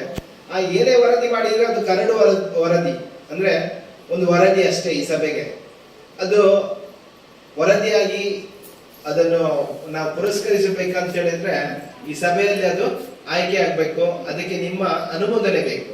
ಈಗ ನಾವು ವರದಿ ತಯಾರು ಮಾಡಿರೋದ್ರಲ್ಲಿ ಅದು ತಪ್ಪಿರ್ಬೋದು. ಸೊ ಆ ತಪ್ಪಿ ಇದ್ರೆ ಅದನ್ನು ಇವಾಗ ನೀವು ಅಲ್ಲ ಸರ್ ಹೀಗಲ್ಲ ಅದು ಹೀಗೆ ಇರಬೇಕು ಅನ್ನೋ ಒಂದು ಮಾಹಿತಿಯನ್ನು ನೀವು ಕೊಟ್ಟಾಗ ಅದನ್ನು ಈ ಸಭೆಯಲ್ಲಿ ಅಂಗೀಕಾರ ಮಾಡ್ಕೊಳ್ಳಿಕ್ಕೆ ಅವಕಾಶ ಇದೆ. ಅಂತಿಮವಾಗಿ ಈ ಸಭೆ ಅನುಮೋದನೆ ಮಾಡಿದ್ರೆ ಅದು ಒಂದು ವರದಿಯಾಗಿ ದಾಖಲಾಗುತ್ತೆ. ಆ ಸಭೆಗೆ ಆಯ್ಕೆ ಮಾಡ್ಕೊಳ್ಳಿಕ್ಕೆ ಅವಕಾಶವನ್ನು ಮುಕ್ತವಾಗಿ ಕೊಟ್ಟಿದ್ದಾರೆ. ಸೊ ಅದೇ ರೀತಿ ನಿಮ್ಮ ಏನು ಈ ಒಂದು ಗ್ರಾಮ ಸಭೆಯಲ್ಲಿ ನಿಮ್ಮ ಇರುವಿಕೆಯನ್ನು ನೀವು ತೋರಿಸಬೇಕು ಅಂತ ಹೇಳಿದ್ರೆ ಈ ಒಂದು ಹಂತದಲ್ಲಿ ಏನಾದರೂ ಬದಲಾವಣೆಗಳಿದ್ರೆ ಅದನ್ನು ನೇರವಾಗಿ ಹೇಳುವಂತ ಒಂದು ಮುಕ್ತವಾಗಿ ನೀವು ಅದನ್ನು ಹೇಳುವಂತ ಒಂದು ಮನಸ್ಥಿತಿಯನ್ನು ಬೆಳೆಸ್ಕೊಳ್ಬೇಕು. ಸೊ ಬೆಳೆಸ್ಕೊಂಡಾಗ ಮಾತ್ರ ತಪ್ಪುಗಳು ಯಾವುದೇ ಆಗಿದ್ರು ಕೂಡ ಅದನ್ನು ಸರಿಪಡಿಸ್ಕೊಳ್ಳಿಕ್ಕೆ ಮುಂದಿನ ಹಂತದಲ್ಲಿ ಅವಕಾಶ ಆಗುತ್ತೆ. ಸೊ ನಾವು ಯಾರು ಪ್ರಶ್ನೆ ಮಾಡದೆ ಹೋದ್ರೆ ಆ ತಪ್ಪುಗಳಾಗೆ ಮುಂದುವರಿತಾ ಹೋಗುತ್ತೆ. ಸೊ ಅಲ್ಲಿ ಯಾವುದೇ ರೀತಿಯ ಬದಲಾವಣೆಗಳಿಗೆ ಅವಕಾಶ ಇರಲ್ಲ. ಸಾಮಾಜಿಕ ಪರಿಷತ್ನ ಅವಧಿಯಲ್ಲಿ ಮುಖ್ಯವಾಗಿ ನಾವು ಇನ್ನೊಂದು ವಿಚಾರ ಗಮನ ಮಾಡ್ತೇವೆ. ಅಂದ್ರೆ ನಾವು ಬರುವಂಥದ್ದು ಬರ್ತೇವೆ, ನಮಗೆ ನಿಗದಿತ ವೇಳಾಪಟ್ಟಿಯಲ್ಲಿ ಇಷ್ಟು ದಿನ ನಿಗದಿ ಮಾಡಿರ್ತಾರೆ. ಸೊ ಅಲ್ಲಿ ಮಕ್ಕಳಿಗೆ ಕೊಡುವಂತಹ ಒಂದು ಹಾಲಿನಿಂದ ಹಿಡಿದು ಅವರಿಗೆ ಕೊಡುವಂತಹ ಊಟ ಅದೆಲ್ಲವನ್ನು ನಾವು ಈ 4 ದಿನಗಳಲ್ಲಿ ಸೇವನೆ ಮಾಡಿಕೊಂಡು, ಸೊ ಮಕ್ಕಳಿಗೆ ಯಾವ ರೀತಿಯ ಗುಣಮಟ್ಟದ ಊಟ ಸಿಗ್ತಾ ಇದೆ ಅಥವಾ ಹಾಲು ಯಾವ ಇದರಲ್ಲಿ ಇದೆ, ಸೊ ಇದನ್ನೆಲ್ಲವನ್ನು ನಾವು ಕೂಲಂಕುಷವಾಗಿ ಪರಿಶೀಲನೆ ಮಾಡ್ತೇವೆ. ಸೊ ಇದು ನಮ್ಮ ವರದಿಯಲ್ಲಿ ಒಳಗೊಂಡಿದೆ.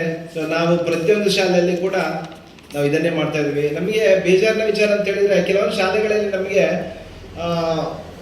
ಈ ಆಡಿಟ್ ಬಗ್ಗೆ ಒಂದು ಪೂರಕವಾದ ಅಂದ್ರೆ ಕೆಲವೊಂದು ಶಾಲೆಗಳಲ್ಲಿ ನಮಗೆ ಬಂದಂತಹ ಒಂದು ನೆಗೆಟಿವ್ ಅವರಿಂದ ಯೋಚನೆಗಳಿವೆ. ಅಂದ್ರೆ ಅವರು ಹೇಳಿರುವಂತಹ ವಿಚಾರಗಳನ್ನು ನಾನು ಇಲ್ಲಿ ಉಲ್ಲೇಖ ಮಾಡ್ತಿರುವಂಥದ್ದು. ಅಂದ್ರೆ ನಮಗೆ ಇದು ನಾವು ಬೇಕಾಗಿ ಮಾಡಿರುವಂಥದ್ದಲ್ಲ, ಇದು ಸರ್ಕಾರ ನಮಗೆ ಒಂದು ಯೋಜನೆ ಶಾಲೆಯಲ್ಲಿ ಇರೋದ್ರಿಂದ ಇದರ ಒಂದು ಸಾಮಾಜಿಕ ಪರಿಶೋಧನೆ ಆಗ್ಬೇಕೆನ್ನೋದು ಸರ್ಕಾರದ ನಿರ್ದೇಶನ. ಸೊ ಇಲ್ಲಿ ಯಾರು ಅವರವರ ಇಚ್ಛೆಯಂತೆ ಬರ್ಲಿಕ್ಕಾಗಲ್ಲ. ಸರ್ಕಾರ ಏನು ಅಂದ್ರೆ ಕೇಂದ್ರ ಸರ್ಕಾರ ಯಾವುದೇ ಒಂದು ಯೋಜನೆ ಜಾರಿಗೆ ತಂದರೂ ಕೂಡ ಅದನ್ನು ಸಾಮಾಜಿಕ ಪರಿಶೋಧನೆಗೆ ಒಳಪಡಿಸಬೇಕೆನ್ನೋದು ಕಡ್ಡಾಯ ನಿಯಮ. ಹಾಗೆ ಇದು ಕೂಡ ಒಂದು ಯೋಜನೆ ಆಗಿರೋದ್ರಿಂದ ಅದರೊಂದು ಸಾಮಾಜಿಕ ಪರಿಶೋಧನೆ ಆಗ್ತಾ ಇದೆ. ಹಾಗಿರುವಂತ ಸಂದರ್ಭದಲ್ಲಿ ಕೆಲವೊಂದು ಸಂದರ್ಭದಲ್ಲಿ ನಮಗೆ ಕೇಳುವಂಥದ್ದು ಇದೆ. ಕೆಲವು ಶಿಕ್ಷಕರು ಅಂದ್ರೆ ಆಯ್ತಾ ಸರ್, ನಾಳೆನೂ ಬರ್ತೀರಾ ನೀವು? ಕೆಲವೊಂದು ಅಂದ್ರೆ ನಮಗೆ ನಿಗದಿತ ದಿನಗಳನ್ನು ಗುರುತು ಮಾಡಿರ್ತಾರೆ. ಸೊ ಆ ದಿನಗಳಲ್ಲಿ ನಾವು ಅದನ್ನು ಮಾಡಲೇಬೇಕು. ಇವಾಗ ಊಟದ ವಿಚಾರ ಇರ್ಬೋದು, ಮತ್ತೆ ಹಾಲಿನ ವಿಚಾರ ಇರ್ಬೋದು. ನಮಗೇನು ನಾವೊಂದು ತಂಡವಾಗಿ ಬಂದಾಗ ನಮಗೆ ಊಟ ಮಾಡಲಿಕ್ಕೆ ಹಣ ಇಲ್ಲ ಅಂತ ಏನಿಲ್ಲ. ಸೊ ನಮಗೆ ಕೂಡ ಆ ಮಕ್ಕಳಿಗೆ ಏನು ಕೊಡ್ತಾ ಇದ್ದಾರೆ ಅನ್ನೋದು ನಾವು ಊಟ ಮಾಡದೆ ವರದಿ ಮಾಡ್ಲಿಕ್ಕೆ ಆಗಲ್ಲ. ಸೊ ಆ ವರದಿ ಮಾಡಬೇಕು ಅಂತ ಹೇಳಿದ್ರೆ ನಾವು ಸಂಬಂಧಪಟ್ಟ ಶಾಲೆಯಲ್ಲಿ ಸಿಗ್ತಾ ಇರುವಂತಹ ಊಟವನ್ನು ಸೇವನೆ ಮಾಡಿಕೊಂಡೇ ವರದಿ ಮಾಡಬೇಕಿರುತ್ತೆ. ಸೊ ಇದು ನಾವು ಮಾಡ್ಕೊಂಡು ಬಂದಿರುವಂತಹ ಒಂದು ಪ್ರಕ್ರಿಯೆ. ಸಾಮಾಜಿಕ ಪರಿಶೋಧನೆ ಅಂತ ಹೇಳಿದ್ರೆ ಅಷ್ಟೇ ಸರಳವಾಗಿರುತ್ತೆ. ಅದು ಯಾವುದೇ ಕಾರಣಕ್ಕೂ ಅಲ್ಲಿ ಇರುವಂತಹ ವರದಿಯನ್ನು ತಿರುಚುವಂತಹ ಪ್ರಯತ್ನ ಅಥವಾ ಇಲ್ಲದಿರುವಂತಹ ವರದಿಯನ್ನು ಕೊಡ್ಲಿಕ್ಕೆ ನಾವು ಕೊಡುವುದೂ ಇಲ್ಲ.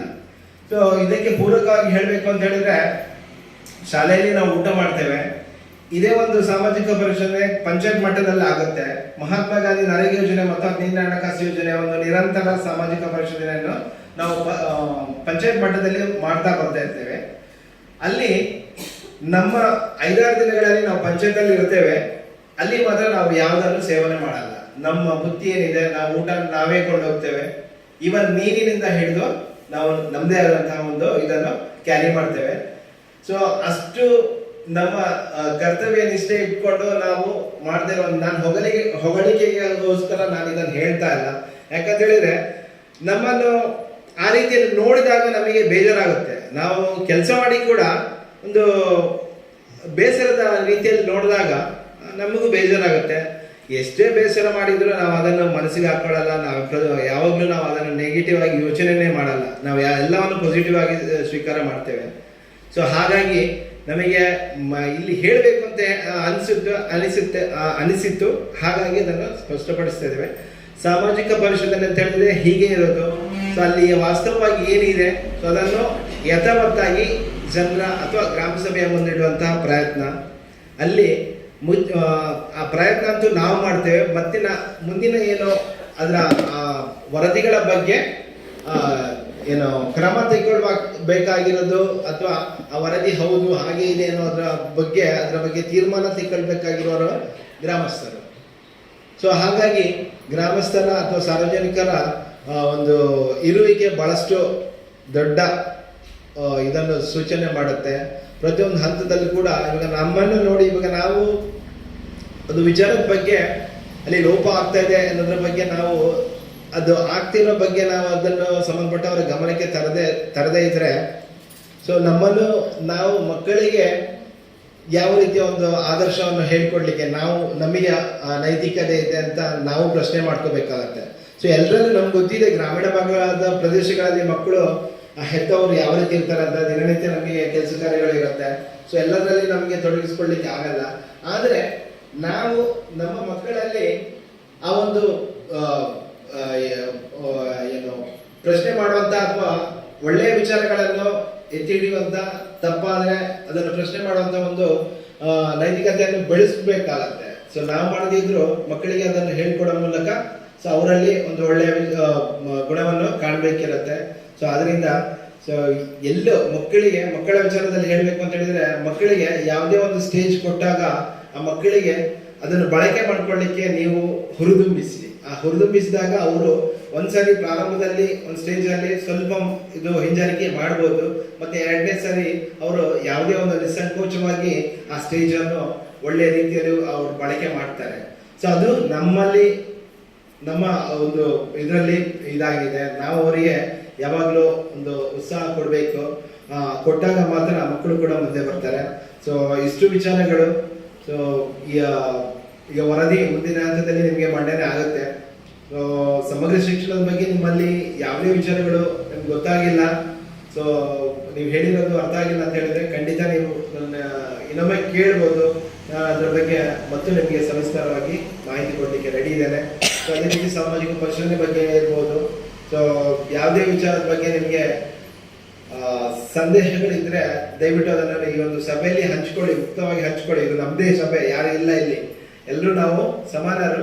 ಸೊ ಆ ಒಂದು ನಿಟ್ಟಿನಲ್ಲಿ ನಿಮ್ಮ ಒಂದು ಅನಿಸಿಕೆಗಳಿಗೆ ಮುಕ್ತವಾದ ಅವಕಾಶ ಇದೆ. ಈ ವೇದಿಕೆಯನ್ನು ಸೂಕ್ತವಾದ ವೇದಿಕೆ ಅಂತ ಇದನ್ನು ಬಳಸ್ಕೊಳ್ಳಿ ಅಂತ ಹೇಳುತ್ತಾ, ಯಾವುದೇ ಲೋಪಗಳಿದ್ರು ಕೂಡ ಅದನ್ನು ಈ ಸಭೆಯಲ್ಲಿ ವ್ಯಕ್ತಪಡಿಸಿ ಅಂತ ಮತ್ತೊಮ್ಮೆ ಹೇಳುತ್ತಾ, ಯೋಜನೆ ಬಗ್ಗೆ ಇರ್ಬೋದು ಅಥವಾ ಸಾಮಾಜಿಕ ಪರಿಶೀಲನೆ ಬಗ್ಗೆ ಇರ್ಬೋದು, ನನಗೆ ಪ್ರಾಸ್ತಾವಿಕವಾಗಿ ಮಾತನಾಡಲಿಕ್ಕೆ ಅನುವು ಮಾಡಿಕೊಟ್ಟಿದ್ದೀರಾ. ಎಲ್ಲರನ್ನು ಮತ್ತೊಮ್ಮೆ ವಂದಿಸ್ತಾ ನಿಮ್ಮೆಲ್ಲರಿಗೂ ಧನ್ಯವಾದಗಳನ್ನು ಸಲ್ಲಿಸ್ತೇನೆ.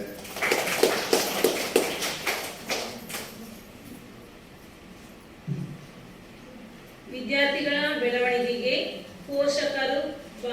ಪೋಷಕರ ಪಾತ್ರ ಮಹತ್ವದ್ದು ಹಾಗೂ ಅನೇಕ ಸಮಗ್ರ ಶಿಕ್ಷಣ ಕರ್ನಾಟಕ ಮತ್ತು SSCಯ ಬಗ್ಗೆ ಹಾಗೂ ಸಾಮಾಜಿಕ ಪರಿಶೋಧನೆಯ ಬಗ್ಗೆ ಸವಿಸ್ತಾರವಾಗಿ ಮಾಹಿತಿಯನ್ನು ತಮ್ಮ ಪ್ರಾಸ್ತಾವಿಕ ನುಡಿಯ ಮೂಲಕ ತಿಳಿಸಿದ ತಾಲೂಕು ಕಾರ್ಯ ವ್ಯವಸ್ಥಾಪಕರಾಗಿರುವ ಹರೀಶ್ ಜಿ ಸರ್ ಇವರಿಗೆ ಧನ್ಯವಾದಗಳು ಸರ್.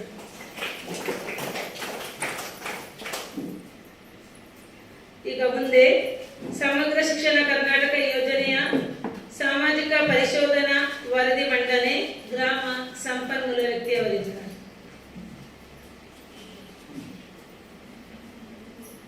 ಎಲ್ಲರಿಗೂ ನಮಸ್ಕಾರ.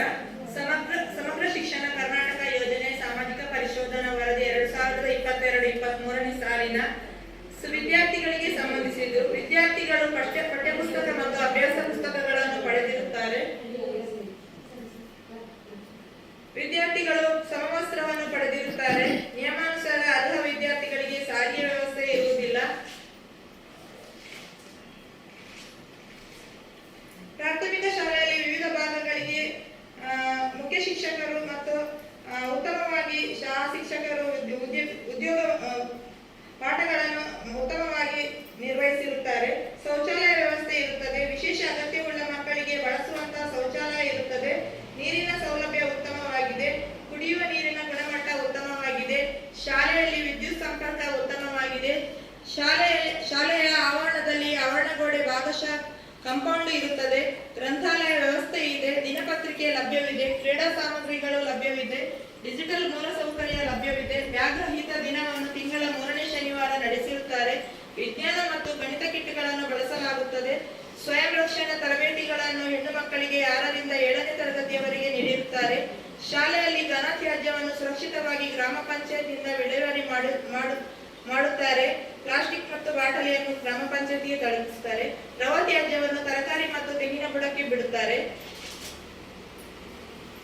ನಂತರ ವಿದ್ಯಾರ್ಥಿಗಳ ದಾಖಲಾತಿ ಕುರಿತು 1ರಿಂದ 7ನೇ ತರಗತಿಯವರೆಗೆ 1ನೇ ತರಗತಿಯಲ್ಲಿ 10 ಮಕ್ಕಳು, 2ನೇ ತರಗತಿಯಲ್ಲಿ 27 ಮಕ್ಕಳು, 3ನೇ ತರಗತಿಯಲ್ಲಿ 23 ಮಕ್ಕಳು, 4ನೇ ತರಗತಿಯಲ್ಲಿ 21 ಮಕ್ಕಳು, 5ನೇ ತರಗತಿಯಲ್ಲಿ 26 ಮಕ್ಕಳು, 6ನೇ ತರಗತಿಯಲ್ಲಿ 22 ಮಕ್ಕಳು, 7ನೇ ತರಗತಿಯಲ್ಲಿ 30 ಮಕ್ಕಳು ದಾಖಲಾತಿ ಹೊಂದಿರುತ್ತಾರೆ. ಶಿಕ್ಷಕರಿಗೆ ಸಂಬಂಧಿಸಿರುವುದು ಆಯಾ ವಿಷಯಕ್ಕೆ ಸಂಬಂಧಿಸಿದಂತೆ ಸರ್ಕಾರಿ ಹಿರಿಯ ಪ್ರಾಥಮಿಕ ಶಾಲೆ ಮುಡುಮಾರ್ನಾಡಿಯಲ್ಲಿ ಮುಖ್ಯ ಶಿಕ್ಷಕರು ಬೋಧನೆಯಲ್ಲಿ ಉತ್ತಮವಾಗಿ ವಿದ್ಯಾರ್ಥಿಗಳಿಗೆ ನೀಡುತ್ತಾರೆ. ಆರೋಗ್ಯ ಮತ್ತು ದೈಹಿಕ ಶಿಕ್ಷಣ ಅರೆಕಾಲಿಕ ಬೋಧಕರು ಪ್ರಾಥಮಿಕ ಶಾಲೆಯಲ್ಲಿ ನೇಮಕ ಮಾಡಿರುವುದಿಲ್ಲ. ಸದರಿ ಶಾಲೆಯಲ್ಲಿ 2022-23ನೇ ಅವಧಿಯಲ್ಲಿ 7 ಶಿಕ್ಷಕರು ಕರ್ತವ್ಯ ನಿರ್ವಹಿಸುತ್ತಿದ್ದಾರೆ. ಪೂರ್ಣಾವಧಿ ಶಿಕ್ಷಕರನ್ನು ಹಿರಿಯ ಪ್ರಾಥಮಿಕ ಶಾಲೆಯಲ್ಲಿ ನೇಮಕ ಮಾಡಲಾಗಿದೆ. ಮುಖ್ಯ ಶಿಕ್ಷಕರನ್ನು ನೇಮಕ ಮಾಡಲಾಗಿದೆ. ಶಿಕ್ಷಕರು ನಿಯಮಿತವಾಗಿ ಶಾಲೆಗೆ ಹಾಜರಾಗುತ್ತಾರೆ. ಶಿಕ್ಷಕರು ಪ್ರತಿದಿನ ಶಾಲೆಗೆ ತಡವಾಗಿ ಬರುವ ಮತ್ತು ಮುಂಚಿತವಾಗಿ ತೆರಳುವ ಪ್ರಕರಣ ಕಂಡುಬಂದಿರುವುದಿಲ್ಲ. ಶಿಕ್ಷಕರು ನಿಯತಕಾಲಿಕವಾಗಿ ಪೋಷಕರನ್ನು ಭೇಟಿ ಮಾಡಿ ಮಕ್ಕಳ ಹಾಜರಾತಿ, ಸಾಮರ್ಥ್ಯ ಮತ್ತು ಕಲಿಕಾ ಪ್ರಗತಿಗಳ ಬಗ್ಗೆ ವಿವರಿಸುತ್ತಾರೆ. ಶಿಕ್ಷಕರು ತರಗತಿ ಬೋಧನೆಯಲ್ಲಿ ಉತ್ತಮ ರೀತಿಯಲ್ಲಿ ತೊಡಗಿಸಿಕೊಳ್ಳುವರು. ಶಿಕ್ಷಕರು ಬೋಧನಾ ಕಾರ್ಯವನ್ನು ಹೊರತುಪಡಿಸಿ ಇತರ ಕಾರ್ಯಗಳಲ್ಲಿ ವಿಪತ್ತು ಪರಿಹಾರ, ಚುನಾವಣಾ, ಗಣತಿ ಕಾರ್ಯಗಳಲ್ಲಿ ತೊಡಗಿಸಿಕೊಳ್ಳುತ್ತಾರೆ. ಆಡಳಿತ ಮತ್ತು ಹಣಕಾಸಿಗೆ ಸಂಬಂಧಿಸಿರುವುದು. ಸದರಿ ಶಾಲೆಯ ಹಿಂದಿನ ಮಾಯೆಯಲ್ಲಿ ವಿದ್ಯಾರ್ಥಿಗಳ ಸರಾಸರಿ ಹಾಜರಾತಿ 80% ಅಥವಾ ಅದಕ್ಕಿಂತ ಹೆಚ್ಚಾಗಿರುತ್ತದೆ. ಶಾಲೆಗೆ ಬರುವ ಮಾರ್ಗವು ಸುರಕ್ಷಿತವಾಗಿದೆ. ಹೆಚ್ಚಿನ ಸಂಖ್ಯೆಯ ಮಕ್ಕಳಿಗೆ ಶಾಲೆಯು ದೂರವಿದ್ದು ಸಾರಿಗೆ ವ್ಯವಸ್ಥೆ ಇರುವುದಿಲ್ಲ. ಶಾಲೆಯಲ್ಲಿ ನಾವು ಗಮನಿಸಿದ ಅಂಶಗಳಲ್ಲಿ ವಿದ್ಯಾರ್ಥಿಗಳು ಯಾವುದೇ ತಾರತಮ್ಯ ಮಾಡಿರುವುದಿಲ್ಲ. ವಿಶೇಷ ಮಕ್ಕಳನ್ನು ಗುರುತಿಸಿ ಅವರಿಗೆ ಮೌಲ್ಯಾಂಕನ ಮಾಡಿರುತ್ತಾರೆ. ಉತ್ತಮವಾದ ಸುರಕ್ಷಿತವಾದ ಶಾಲಾ ಕಟ್ಟಡ ಇದೆ.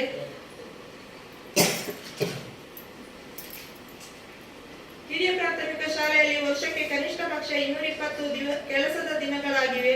ಪ್ರತಿ ತಿಂಗಳು ಎಸ್ಡಿಎಂಸಿ ಸಭೆಗಳು ನಡೆಯುತ್ತದೆ. ಎಸ್ಡಿಎಂಸಿಯು ಶಾಲಾಭಿವೃದ್ಧಿ ಯೋಜನೆಯನ್ನು ಸಿದ್ಧಪಡಿಸಿದೆ. ಎಸ್ಡಿಎಂಸಿಯ ಶಾಲೆ ಮೇಲುಸ್ತುವಾರಿಯನ್ನು ಮಾಡುತ್ತದೆ. ಎಸ್ಡಿಎಂಸಿಯು ಸದಸ್ಯರಿಗೆ ಅವರು ಎಸ್ಡಿಎಂಸಿಯ ಸದಸ್ಯರೆಂಬ ಅರಿವಿದೆ. ಕ್ಷೇತ್ರ ಶಿಕ್ಷಣಾಧಿಕಾರಿಗಳು 2022-23ನೇ ಅವಧಿಯಲ್ಲಿ 4 ಬಾರಿ ಕ್ಷೇತ್ರ ಶಿಕ್ಷಣ ಅಧಿಕಾರಿಯವರು ಭೇಟಿಯಾಗಿದ್ದಾರೆ. ಕ್ಷೇತ್ರ ಸಮನ್ವಯ ಅಧಿಕಾರಿಯವರು 2 ಬಾರಿ ಶಾಲೆಗೆ ಭೇಟಿ ನೀಡಿರುತ್ತಾರೆ. ಕ್ಲಸ್ಟರ್ ಸಂಪನ್ಮೂಲ ವ್ಯಕ್ತಿಯು 7 ಬಾರಿ ಶಾಲೆಗೆ ಭೇಟಿ ನೀಡಿರುತ್ತಾರೆ. ಶಾಲೆಯು ಸಂಯುಕ್ತ ಶಾಲಾ ಅನುದಾನವನ್ನು ಪಡೆದಿರುವುದಿಲ್ಲ. 2022-23ನೇ ಅವಧಿಯಲ್ಲಿ ಕ್ರೀಡಾ ಸಾಮಗ್ರಿಗಳಿಗಾಗಿ ಶಾಲೆಯು ಅನುದಾನವನ್ನು ಪಡೆದಿರುವುದಿಲ್ಲ. ಗ್ರಂಥಾಲಯಕ್ಕಾಗಿ ಶಾಲೆಯು ಅನುದಾನವನ್ನು ಪಡೆದಿರುವುದಿಲ್ಲ. ಪ್ರವೇಶ ಶುಲ್ಕವನ್ನು ಪಾವತಿಸಲಾಗಿಲ್ಲ. ಕ್ಯಾಪಿಟೇಷನ್ ಶುಲ್ಕವನ್ನು ಪಾವತಿಸಲಾಗಿಲ್ಲ. ಪ್ರವೇಶ ಶುಲ್ಕವನ್ನು ಪಾವತಿಸಲಾಗಿಲ್ಲ. ಇತರೆ ಶುಲ್ಕ ಮತ್ತು ವೆಚ್ಚಗಳನ್ನು ಪಾವತಿಸಲಾಗಿಲ್ಲ.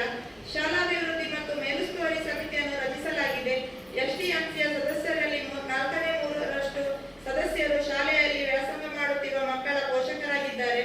ಎಸ್ಡಿಎಂಸಿಯ ಸದಸ್ಯರಲ್ಲಿ ಅರ್ಧದಷ್ಟು ಮಹಿಳೆಯರಾಗಿದ್ದಾರೆ.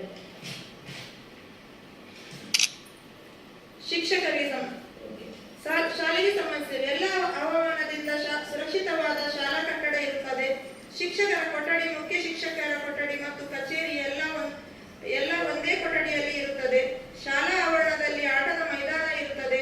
ಶಾಲೆಯು ಗ್ರಂಥಾಲಯವನ್ನು ಹೊಂದಿದ್ದು ಪ್ರತ್ಯೇಕ ಗ್ರಂಥಾಲಯ ಇರುವುದಿಲ್ಲ. ಸುರಕ್ಷತೆ ಮತ್ತು ಭದ್ರತೆಗೆ ಸಂಬಂಧಿಸಿರುವುದು. ಶಾಲಾ ಸುರಕ್ಷತಾ ಸಮಿತಿಯನ್ನು ಶಾಲೆಯಲ್ಲಿ ರಚಿಸಲಾಗಿದೆ. ರಾಷ್ಟ್ರೀಯ ವಿಪತ್ತು ನಿರ್ವಹಣಾ ಪ್ರಾಧಿಕಾರವು ಶಾಲಾ ಸುರಕ್ಷತೆ ಮತ್ತು ತುರ್ತು ಪರಿಸ್ಥಿತಿಯ ಸಿದ್ಧತೆಯ ಬಗ್ಗೆ ನೀಡಿರುವ ಮಾರ್ಗಸೂಚಿಗಳನ್ನು ಕಾರ್ಯಗತಗೊಳಿಸಲಾಗಿದೆ. ಶಾಲೆಯಲ್ಲಿ ಪೋಷಕರು ಶಾಲಾ ಸುರಕ್ಷತೆಗೆ ಸಂಬಂಧಿಸಿದಂತೆ ತಿಳಿಸಲು ಸಲಹಾ ಪೆಟ್ಟಿಗೆ, ಪ್ರಶ್ನೆ ಪೆಟ್ಟಿಗೆ, ಕುಂದುಕೊರತೆ ಪೆಟ್ಟಿಗೆ ಇರುತ್ತದೆ. ವಿದ್ಯುತ್ ತಂತಿಗಳನ್ನು ಮತ್ತು ಕೇಬಲ್ಗಳನ್ನು ಸರಿಯಾದ ಅರ್ಥಿಂಗಿನೊಂದಿಗೆ ಇನ್ಸುಲೇಟ್ ಮಾಡಲಾಗಿದೆ ಹಾಗೂ ಮಕ್ಕಳು ತಲುಪುವ ಅಂತರದಲ್ಲಿ ಇರುತ್ತದೆ. ಶಾಲೆಯಲ್ಲಿ ಅಗತ್ಯವಿರುವ ಔಷಧಿಗಳು ಮತ್ತು ಪ್ರಥಮ ಚಿಕಿತ್ಸೆ ಪೆಟ್ಟಿಗೆ ಇರುತ್ತದೆ. ಅವಶ್ಯವಿದ್ದಾಗ ಅರ್ಹತೆ ಹೊಂದಿರುವ ಸಲಹೆಗಾರರು ಶಾಲೆಗೆ ಬಂದು ಸಲಹೆಗಳನ್ನು ನೀಡಿರುತ್ತಾರೆ. ತುರ್ತು ವೈದ್ಯಕೀಯ ದೂರವಾಣಿ ಸಂಖ್ಯೆಗಳನ್ನು ಪ್ರದರ್ಶಿಸಲಾಗಿದೆ. ಕನಿಷ್ಠ ಒಬ್ಬ ಶಿಕ್ಷಕರು ವೃತ್ತಿಪರ ಮಾರ್ಗದರ್ಶನ ಮತ್ತು ಸಮಾಲೋಚನೆಯ ಕೌಶಲ್ಯಗಳನ್ನು ತರಬೇತಿಯನ್ನು ಹೊಂದಿರುತ್ತಾರೆ. 2022-23ನೇ ಸಾಲಿನ ಶಾಲಾ ಅನುದಾನ ಮತ್ತು ಖರ್ಚಿನ ವಿವರ. ಆರಂಭಿಕ ಶುಲ್ಕ 2/4/2022ರಲ್ಲಿ 14,306 ರೂಪಾಯಿ ಬಂದ ಅನುದಾನ. 2/8/2022 ಕುಡಿಯುವ ನೀರು ಮತ್ತು ಶೌಚಾಲಯಕ್ಕೆ 14,000. 20/9/2022 ಶೂ ಸಾಕ್ಸ್ಗೆ 43,695. 17/2/23ರಂದು ಸಾದಿಲುವ ವೆಚ್ಚ 30,000. 17/2/2022 ಕುಡಿಯುವ ನೀರು ಶೌಚಾಲಯ 4,000. 18/3/2022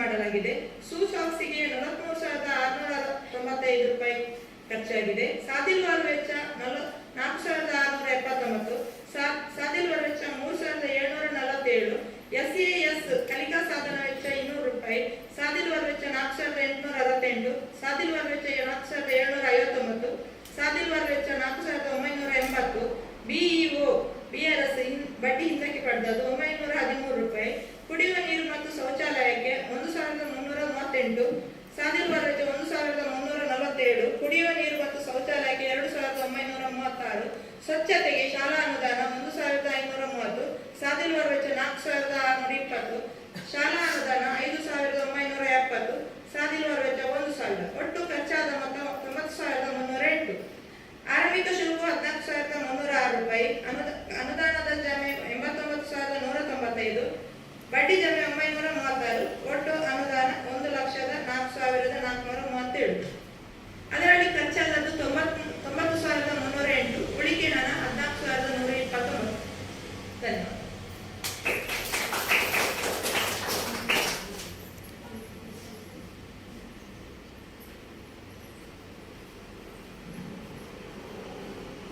ಎರಡು 2022-23ನೇ ಸಾಲಿನ ಲೆಕ್ಕಾಚಾರವನ್ನು ಈಗ ಮಂಡಿಸಿದ್ದು. ಈ ವರ್ಷದಲ್ಲ, 2022-23ನೇ ಸಾಲಿದ್ದು ಸವಿಸ್ತಾರವಾಗಿ ವರದಿಯನ್ನು ತಮ್ಮ ಮುಂದೆ ಇಟ್ಟಿದ್ದಾರೆ.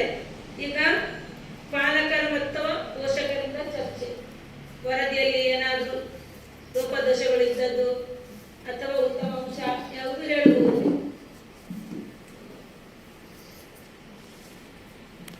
ಇದೆಯಾ ಹೇಳುವಂಥದ್ದು?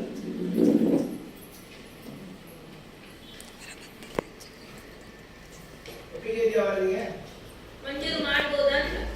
ಅಂದ್ರೆ ಇಡೀ ವರ್ಷದ್ದು ಆರಂಭಿಕ ಶುಲ್ಕದಿಂದ ಹಿಡಿದು ಮುಕ್ತಾಯದವರೆಗೆ, ಅಂದ್ರೆ 1/4/2022ರಿಂದ 31/3/2023ರವರೆಗಿನ ಲೆಕ್ಕಾಚಾರ ಹೇಳಿದ್ದು. ಹಾಗೆ ಉಳಿದ ಅಂಶಗಳು ಶಾಲೆಯಲ್ಲಿ ವಿದ್ಯಾರ್ಥಿಗಳಿಂದ ಹಿಡಿದು ಶಿಕ್ಷಕರಿಂದ ಹಿಡಿದು ಅದೇ ರೀತಿ ಉಳಿದ ಮೂಲಭೂತ ಸೌಕರ್ಯಗಳ ಬಗ್ಗೆ ಎಲ್ಲವನ್ನು ಸವಿಸ್ತಾರವಾಗಿ ತಮ್ಮ ವರದಿಯನ್ನು ಮಂಡಿಸಿದ್ದಾರೆ. ನೀವು ಕೇಳಿದ್ದೀರಿ. ಅದರಲ್ಲಿ ಏನಾದರೂ ತಿದ್ದುಪಡಿ ಮಾಡಲಿಕ್ಕೆ ಇದೆಯಾ ಅಥವಾ ಮಂಜೂರು ಮಾಡಬಹುದಾ ಎಂಬ ಸೂಚನೆಯನ್ನು ನೀಡಬೇಕು. ನಿಮ್ಮ ಅಭಿಪ್ರಾಯವನ್ನು ಹೇಳುವಂಥದ್ದು.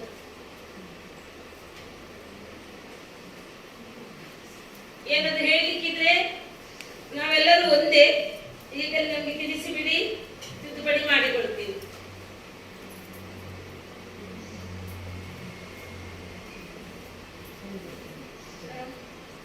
ಇದೆಯಾ? ವರದಿಯನ್ನು ಮಂಜೂರು ಮಾಡಬಹುದಾ? ಓಕೆ, ಫ್ರೀ ಇದ್ರೆ ಒಂದು ಚಪ್ಪಾಳೆ ತಟ್ಟುವುದರ ಮುಖಾಂತರ ಅದನ್ನು ಓಕೆ, ವರದಿ ಆಯಿತು. ಇನ್ನೇನಾದರೂ ನಿಮ್ಮದು ಸಲಹೆ ಸೂಚನೆಗಳಿದ್ರೆ ಅದಕ್ಕೂ ಮುಕ್ತವಾದ ಅವಕಾಶ ಇದೆ. ಸೊ ಈ ಥರ ಅಲ್ಲ, ಈ ಥರ ಇರಬೇಕಿತ್ತು, ಮುಂದೆ ಚೇಂಜಸ್ ಮಾಡಲಿಕ್ಕೆ ಅವಕಾಶ ಇದೆಯಾ, ಆ ಥರನಾದರೂ ನಿಮ್ಮ ಅನಿಸಿಕೆಗಳಿದ್ದರೆ ಅದನ್ನು ಓಪನ್ ಆಗಿ ಕೇಳಿ. ಯಾಕಂತ ಹೇಳಿದರೆ ಅದು ಖಂಡಿತ ಒಂದು ಒಳ್ಳೆಯ ಸಲಹೆ ಆದರೆ ಅದನ್ನು ಶಾಲೆಯಲ್ಲಿ ಅದನ್ನು ಇಂಪ್ಲಿಮೆಂಟ್ ಮಾಡ್ಕೊಳ್ಳಿಕ್ಕೆ ಅವಕಾಶ ಇದೆ, ಏನು ಸಮಸ್ಯೆ ಇಲ್ಲ. ಸಲಹೆ ಸೂಚನೆ ಅಥವಾ ಬೇಡಿಕೆ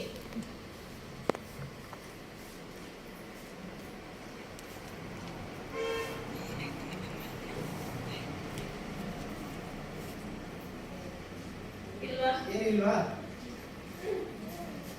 ಮೌನದ ಲಕ್ಷಣ ಹೇಳಿ.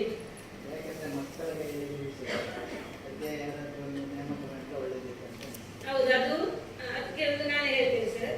ಹೋದ ವರ್ಷ ಸರ್ಕಾರದ ಸುತ್ತೋಲೆ ಬಂದಿತ್ತು, ಪೇಪರ್ ಎಲ್ಲ ಓದಿದ್ದೀರಿ. ತಮಗೆ ಗೊತ್ತಿದೆ, ವಿದ್ಯಾರ್ಥಿಗಳಿಂದ ಶೌಚಾಲಯ ತೊಳಿಸಬಾರದು, ತೊಳಿಸ್ತಿಲ್ಲ. ಜನವರಿಯಿಂದ ಮೊನ್ನೆ ಜೂನ್ ವರೆಗೆ ಜನಮಡಿಯೇ ತೊಳೆದದ್ದು. ಜೂನಿನಲ್ಲಿ ನಾನೊಂದು ಪೋಷಕರ STMC ಮತ್ತು ಪೋಷಕರ ಸಭೆ ಕರೆದಿದ್ದೆ. ಆ ಸಭೆಯಲ್ಲಿ ಪೋಷಕರ ಜುಲೈ 1 ತಾರೀಕಿಗೆ ನೀವು ಅದನ್ನು ಬಂದಿದ್ರೆ ಗೊತ್ತಿಲ್ಲ ನನಗೆ, ಸರಿ.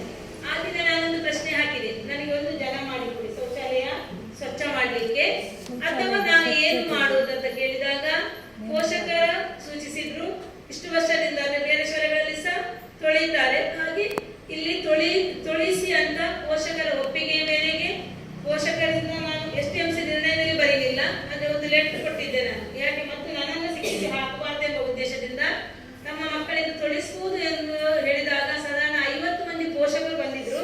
ಆ 50 ಮಂದಿ ಪೋಷಕರ ಸಹಿಯ ಲೆಟರ್ ನನ್ನ ಹತ್ರ ಇದೆ. ಈಗಲೂ ನಾನು ರೆಡಿ. ನನಗೆ ಒಂದು ಶೌಚಾಲಯ ತೊಳಿಸಲಿಕ್ಕೆ ಜನ ಮಾಡಿಕೊಟ್ರೆ ಮತ್ತು ಅನುದಾನ ಬಂದದ್ದು ಕೇವಲ ಒಮ್ಮೆ 3,000, ಒಮ್ಮೆ 3,000. ಆಲ್ರೆಡಿ ಎಲ್ಲ ಹಣ ಖರ್ಚಾಗಿದೆ. ಶೌಚಾಲಯ ಈಗ ಕಬಡ್ ತೆಗೆದು ನೋಡಿದ್ರು, ನಮ್ಮ 5ನೇ ಕ್ಲಾಸ್ ರೂಮ್ ಅಲ್ಲಿ ಸಾಧಾರಣ 5,000ಕ್ಕಿಂತ ಮೇಲ್ಪಟ್ಟದ್ದು ಶೌಚಾಲಯದ ವಸ್ತುಗಳನ್ನು ತಂದಿಡಿಸಿದೆ. ಸ್ವಚ್ಛತೆಗೆ ಗಾಲ ಅಥವಾ ಬೇರೆ ಎಲ್ಲವೂ ತಂದಿಟ್ಟಿದೆ. ಕಬಡ್ನಲ್ಲಿ ಖಾಲಿ ಫಿನೈಲ್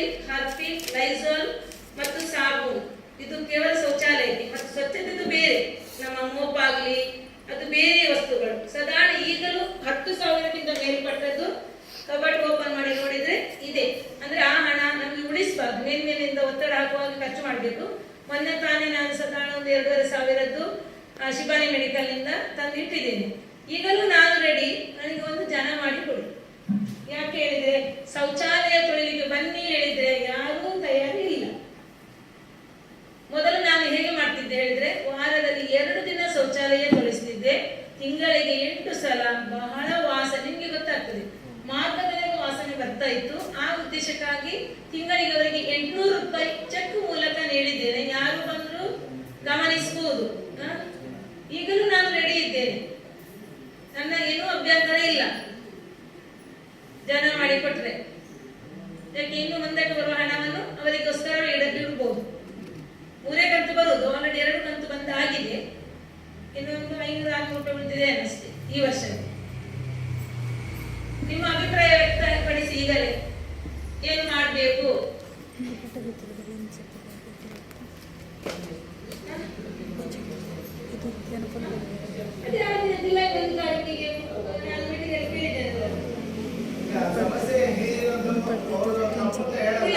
ಸರಿ ಸರಿ, ಅವರು ಹೇಳಿದ್ರು ಸರಿ, ನಾವು ತಿಳಿಸಬೇಕು. ಜನ ಮಾಡಿಕೊಡಿ, ನಾನು ರೆಡಿ ಒಪ್ಪುತ್ತೇನೆ. ಮೇಡಮ್ ಅವರು ಕೂಡ ಅದಕ್ಕೆ ಬದ್ಧರಿದ್ದಾರೆ. ಅಂದ್ರೆ ಯಾರು ಅವರಿಗಂತೂ ಉಳ್ಕೊಂಡು ಹೋಗ್ಲಿಕ್ಕೆ ಆಗಲ್ಲ.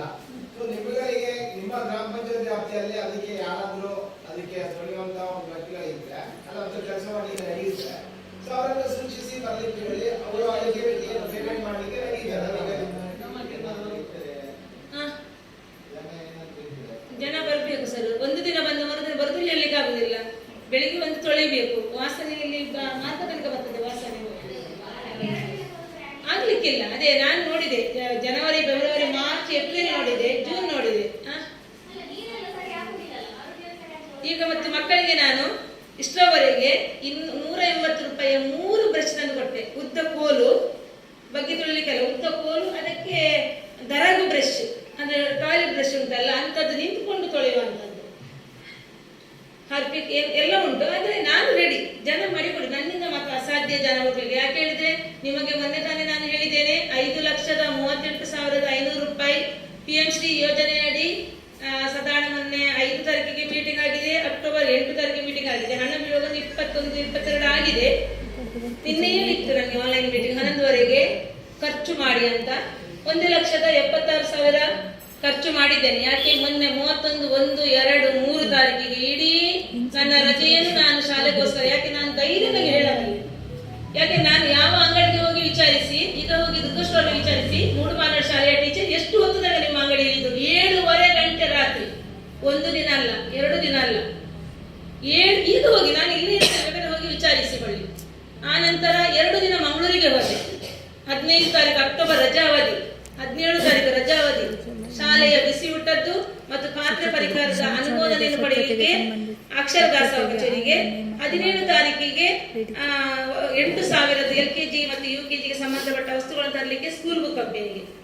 ಹಾಗೆ ನನಗೆ ಸಿಕ್ಕಿದ ರಜಾ ಅವಧಿಯಲ್ಲಿ ನಾನು ಯಾಕೆ ಅಷ್ಟು ಧೈರ್ಯದಲ್ಲಿ ನಾನು ಹೇಳ್ತೇನೆ, ಯಾಕೆ ನಾನು ಅಷ್ಟು ಕೆಲಸ ಮಾಡ್ತೇನೆ. ನನಗೆ ಜನ ಮಾಡಿಕೊಡಿ, ನಾನು ರೆಡಿ ಇದೆ.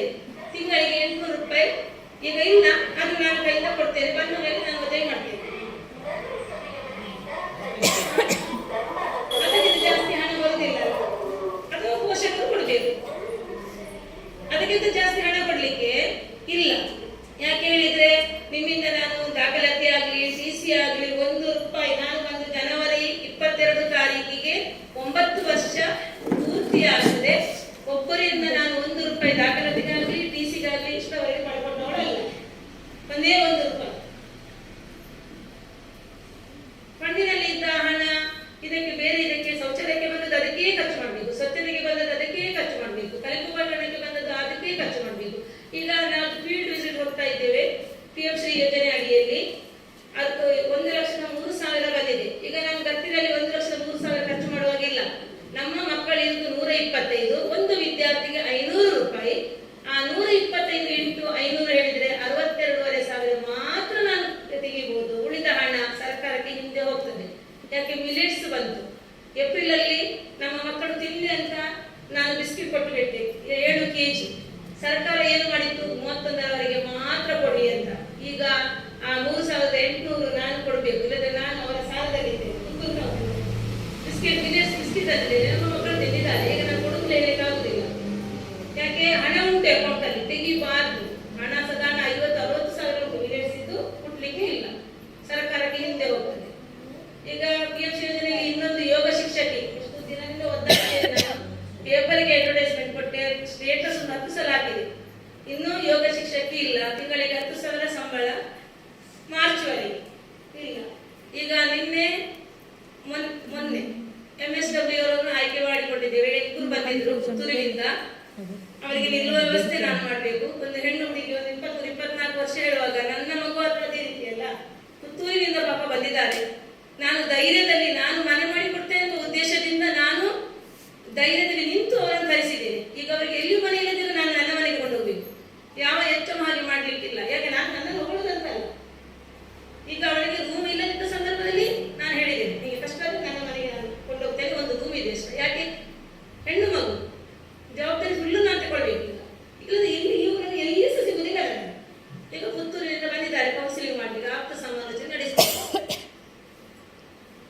ಆನಂತರ ಇವತ್ತಿನೊಂದು ಘಟನೆ ಹೇಳ್ತೇನೆ, ಪೋಷಕರು ಇರ್ಬೋದು, ನನಗೆ ಯಾರಂತ ಈಗ ಮುಖ ಗೊತ್ತಾಗ್ತಾ ಇಲ್ಲ. ಇವತ್ತು ನಡೆದಂತ ವಿಷಯ ನಮ್ಮ ಗ್ರಾಮ ಸಂಪನ್ಮೂಲ ವ್ಯಕ್ತಿಗಳು ನೋಡಿದ್ದಾರೆ, ನಮ್ಮ ಶಿಕ್ಷಕರು ನೋಡಿದ್ದಾರೆ. ಮಧ್ಯಾಹ್ನ 1:20ಕ್ಕೆ 1:20 ಹೊತ್ತಿಗೆ ಊಟ ಮಾಡ್ತಾ ಇದ್ದೇವೆ ಎಲ್ಲರೂ ಸಹ. ಅವರು ಊಟ ಮಾಡ್ತಾರೆ, ನಾನು ಊಟ ಮಾಡ್ತೀನಿ, ಉಳಿದ ಶಿಕ್ಷಕರು ಊಟ ಮಾಡ್ತೀನಿ. ತಲೆಗೆ ಗಾಯ ಆಗಿ ಇಡೀ ಮುಖದಲ್ಲಿ ರಕ್ತವನ್ನು ಬಳಿದುಕೊಂಡು ಮಗು ಬಂತು. ನಾವು ಏನು ಮಾಡಬೇಕು? ಊಟ ಮಾಡೋದು ಬಿಟ್ಟು ಓಡಿದೆವು, ವಿಚಾರಿಸಿದೆವು. ಏನೋ ದೇವರು ನಮ್ಮನ್ನು ಕಾಪಾಡಿದ್ದಾರೆ. ಬಿಸಾಡಿದ ಕಲ್ಲು ಕಣ್ಣಿಗೆ ಬಿದ್ದಿದ್ರೆ ಮಗುವಿಗೆ ಕಣ್ಣಿಲ್ಲ, ಇಲ್ಲಿ ಬಿತ್ತು ಇಲ್ಲಿಗೆ ತೂತಾಗಿದೆ. ಹಾಸ್ಪಿಟಲ್ಗೆ ಕೊಂಡೋಗ್ಲಿಲ್ಲ, ICU ಸಿಗ್ಲಿಲ್ಲ. ಹತ್ತಿಯಲ್ಲಿ ನಾವು ಕೋಲ್ಡ್ ನೀರಲ್ಲಿ ಇಟ್ಟು ಒದ್ದೆ ಮಾಡಿ ಇಟ್ಟಿದ್ದೇವೆ. ನಾವು ಇಂಥ ಮಕ್ಕಳು ನಮ್ಮ ಶಾಲೆಯಲ್ಲಿ ಇದ್ದಾರೆ. ಅದು ಸಹ ಇವತ್ತು ಅವರು ಗಂಡು ಮಕ್ಕಳು. ಇವತ್ತು ಒಂದು ಹುಡುಗಿ ಗಂಡು ಗಿರಿಯಾಗಿ ಹುಡುಗರಿಗೆ ಕಲ್ಲು ಬಿಸಾಡಿ, 3ನೇ ಕ್ಲಾಸಿನ ಮಗು, 3ನೇ ಕ್ಲಾಸಿನ ಹುಡುಗಿ. ಹುಡುಗ ತೆಗ್ದಂತೆ, ಮಣ್ಣು ಎಸೆದ್ರು ಗಾಯ ಆಗ್ತಿರ್ಲಿಲ್ಲ, ಕಣ್ಣಿಗೆ ಬಿದ್ದಿದೆ ಮತ್ತು ಕಣ್ಣಿಗೆ ತೊಂದರೆ ಆಗ್ತಿತ್ತು. ಆ ಸಿಟ್ಟಲ್ಲಿ ಈ ಹುಡುಗಿ ಕಲ್ಲು ಹೆಕ್ಕಿದ್ದು ಬಿಸಾಡಿದ್ದು, ಬಿಸಾಡಿದ ನೋಟ ಇಲ್ಲಿಗೆ ಬಿತ್ತು. ಈಗ ಇಲ್ಲಿ ತೂತಾಗಿದೆ.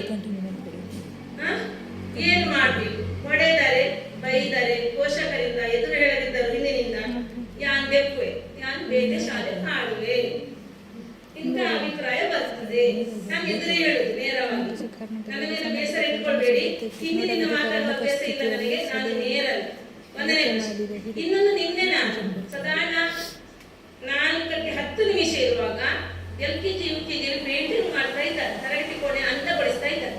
ಅದನ್ನು ನೋಡ್ಲಿಕ್ಕೆ ಅಂತ ಹೋಗುವಾಗ ಈಚೆ ಸೈಡಿಂದ ಮೆಟ್ಟಲಿನಿಂದ ಹೋಗಲಿಲ್ಲ, ಆಚೆ ಬಾವಿಗಟ್ಟೆ ಸೈಡಿಂದ ಹೋಗುವಾಗ ಎತ್ತರ ಸ್ಟೇಜ್, ನೀವು ನೋಡಿದ್ದೀರಿ ನಮ್ಮ ಸ್ಟೇಜ್ ಎಷ್ಟು ಎತ್ತರ ಉಂಟಂತ. ಆ ಸ್ಟೇಜ್ ಇದಕ್ಕಿದೆ ಎತ್ತರ ಉಂಟು. ಸ್ಟೇಜಿನಿಂದ ಕೆಳಗೆ ಹಾರ್ತಾನೆ. ಆ ಹಾರುವ ಹುಡುಗ ಹೋದ ವರ್ಷ ಕಾಲು ಫ್ರಾಕ್ಚರ್ ಆಗಿ 1 ತಿಂಗಳು ಮನೆಯಲ್ಲಿದ್ದ, 3ನೇ ಕ್ಲಾಸಿನ ಮಗು. ಅಷ್ಟು ಎತ್ತರದಿಂದ ಹಾರುವಾಗ ಪುನಃ ಗಾಯ ಜೋರಾಗ್ರೆ ಆಗ ನಾನು ನನ್ನ ಕೇಳಿದ ಮಾತು, ಟೀಚರ್ನ ತಾನೇ ಸೈದೇರಾ, ಟೀಚರ್ ತಾನೇ ಸೈದೇರಾ. ನಾನು ಬಂದ ಸುರುವಿಗೆ ಒಂದು ಮಗು ಬಿತ್ತು, ಕೈ ಫ್ರಾಕ್ಚರ್ ಆಯ್ತು. ಅದು ಸಹ ಊಟ ಮಾಡೋ ಹೊತ್ತಿಗೆ ಟೀಚರ್ನ ಇತ್ತೀಚೆಗೆ ರಜೆ ಓಡು ಸೈದೇರಾ. ಏನು ಮಾಡಬೇಕು? ನಾವೊಂದು ಊಟ ಸೇವಿಸಬೇಕಲ್ಲ ನಿಮ್ಮ ಹಾಗೆ. ಏನು ಮಾಡಬೇಕು? ಇದಕ್ಕೆ ಒಂದು ಸಲಹೆ ಸೂಚನೆ ಬೇಕು ನನಗೆ. ಇವತ್ತೇ ಇದು ಪ್ರಕರಣ ಆದ್ರೂ ಒಳ್ಳೆಯದೈತಿ, ಸಭೆಯಲ್ಲಿ ತಿಳಿಸಲಿಕ್ಕೆ ನನಗೆ. ಇಂಥ ಮಕ್ಕಳಿಗೆ ನಾವು ಏನು ಮಾಡಬೇಕು? ಒಂದು ಮಗುವನ್ನು ಮಲಗಿಸ್ತಾರೆ, ಹೊಟ್ಟೆ ಮೇಲೆ 2-3 ಕೂತ್ಕೊಂಡು ಕುದುತ್ತಾರೆ. ಆವಾಗ ನಾನು ಬೆಟ್ಟು ಕೊಡ್ಬೇಕಾ ಬೇಡವಾ? ಕೊಡ್ಬೇಕಲ್ವಾ? ಅದೇ ಒಂದು 50 ಮಂದಿ ಕೊಡಿ ಹೇಳುವವರು ಉಳಿದವರು ಆಮೇಲೆ ಗದ್ದಿಗೆ ಹಾಕುವಾಗ ಇನ್ನೇ ಸ್ಟೇಷನ್ ಹೋಗ್ಬೇಕು. ಹೇಳಿದ್ದು ನಾನು ಇಷ್ಟು ಮೀಟಿಂಗ್ ಅಲ್ಲಿ ಹೇಳಿದ್ದೇನೆ, ಹೇಳಿಬೇಡ. ನಾನು ಒಂದು 9 ವರ್ಷ ಆಯ್ತು ಇಷ್ಟು ಮೀಟಿಂಗ್ ಅಲ್ಲಿ ನಾನು ಹೇಳಿದ್ದೇನೆ ಅಂತ ಮತ್ತೆ ಫಸ್ಟ್ ಟೈಮ್ ಈಗ ಹೇಳುವಂಥದ್ದು. ಯಾಕೆ ನೋವಾಗಿ ಹೇಳುವುದು? ಇದು ನನಗಾಗ್ಲಿ ನನ್ನ ಸ್ಟಾಫಿಗಾಗ್ಲಿ ಯಾರಿಗೂ ಒಂದೇ ಅಲ್ವಾ? ಏನು ಮಾಡುದು ಇಂಥ ಮಕ್ಕಳಿಗೆ ನಾವು? ಈಗ ಇವತ್ತಿನ ಪ್ರಕರಣ ಅಷ್ಟು ಗಂಭೀರ, ದೇವರೇ ಕಾಪಾಡಿ. ಒಂದು ಚೂರು ತಪ್ಪಿದ್ರೆ ಮಗುವಿನ ಕಣ್ಣಿಗೆ ಬೀಳ್ತದೆ. 3ನೇ ಕ್ಲಾಸಿನ ಹುಡುಗಿ 3ನೇ ಕ್ಲಾಸಿನ ಹುಡುಗನಿಗೆ ಬಿಸಾಡಿ.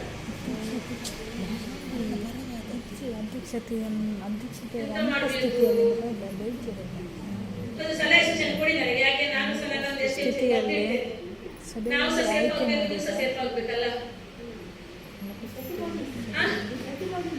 ಪೆಟ್ಟು ಕೊಡಿ. ಸಭೆಯಲ್ಲಿ ಆಯ್ಕೆ ಮಾಡಿದ ನಾನು ದೇವರನ್ನು ಕೊಡ್ತೀನಿ. ವ್ಯಕ್ತಿ ಯಾಕೆ ಮಗುವಿಗೆ ಏನಾದರೂ ವ್ಯತ್ಯಾಸ ಆದರೆ ಮೊದಲು ಕೇಳೋದು ಮುಖ್ಯ ಶಿಕ್ಷಕರನ್ನು. ದೇಹದ ಒಳಾಂಗಗಳಿಗೆ ತೊಳೆಯುತ್ತಾರೆ ಹುಡುಗರು. ಒಳಾಂಗಗಳು ಪಾರ್ಟ್ಸ್ ಗೊತ್ತಿದೆ ನಿಮಗೆ, ಬಹಳಷ್ಟು ಹುಡುಗರನ್ನು ಕಾಲಿನಿಂದ ಒಳಾಂಗಕ್ಕೆ ತೊಳೆಯುವಾಗ ಏನಾದರೂ ಆಯಿತು, ಆಗ ನಾನು ಅಧ್ಯಕ್ಷತೆಯಲ್ಲಿ ಜರುಗಿತು.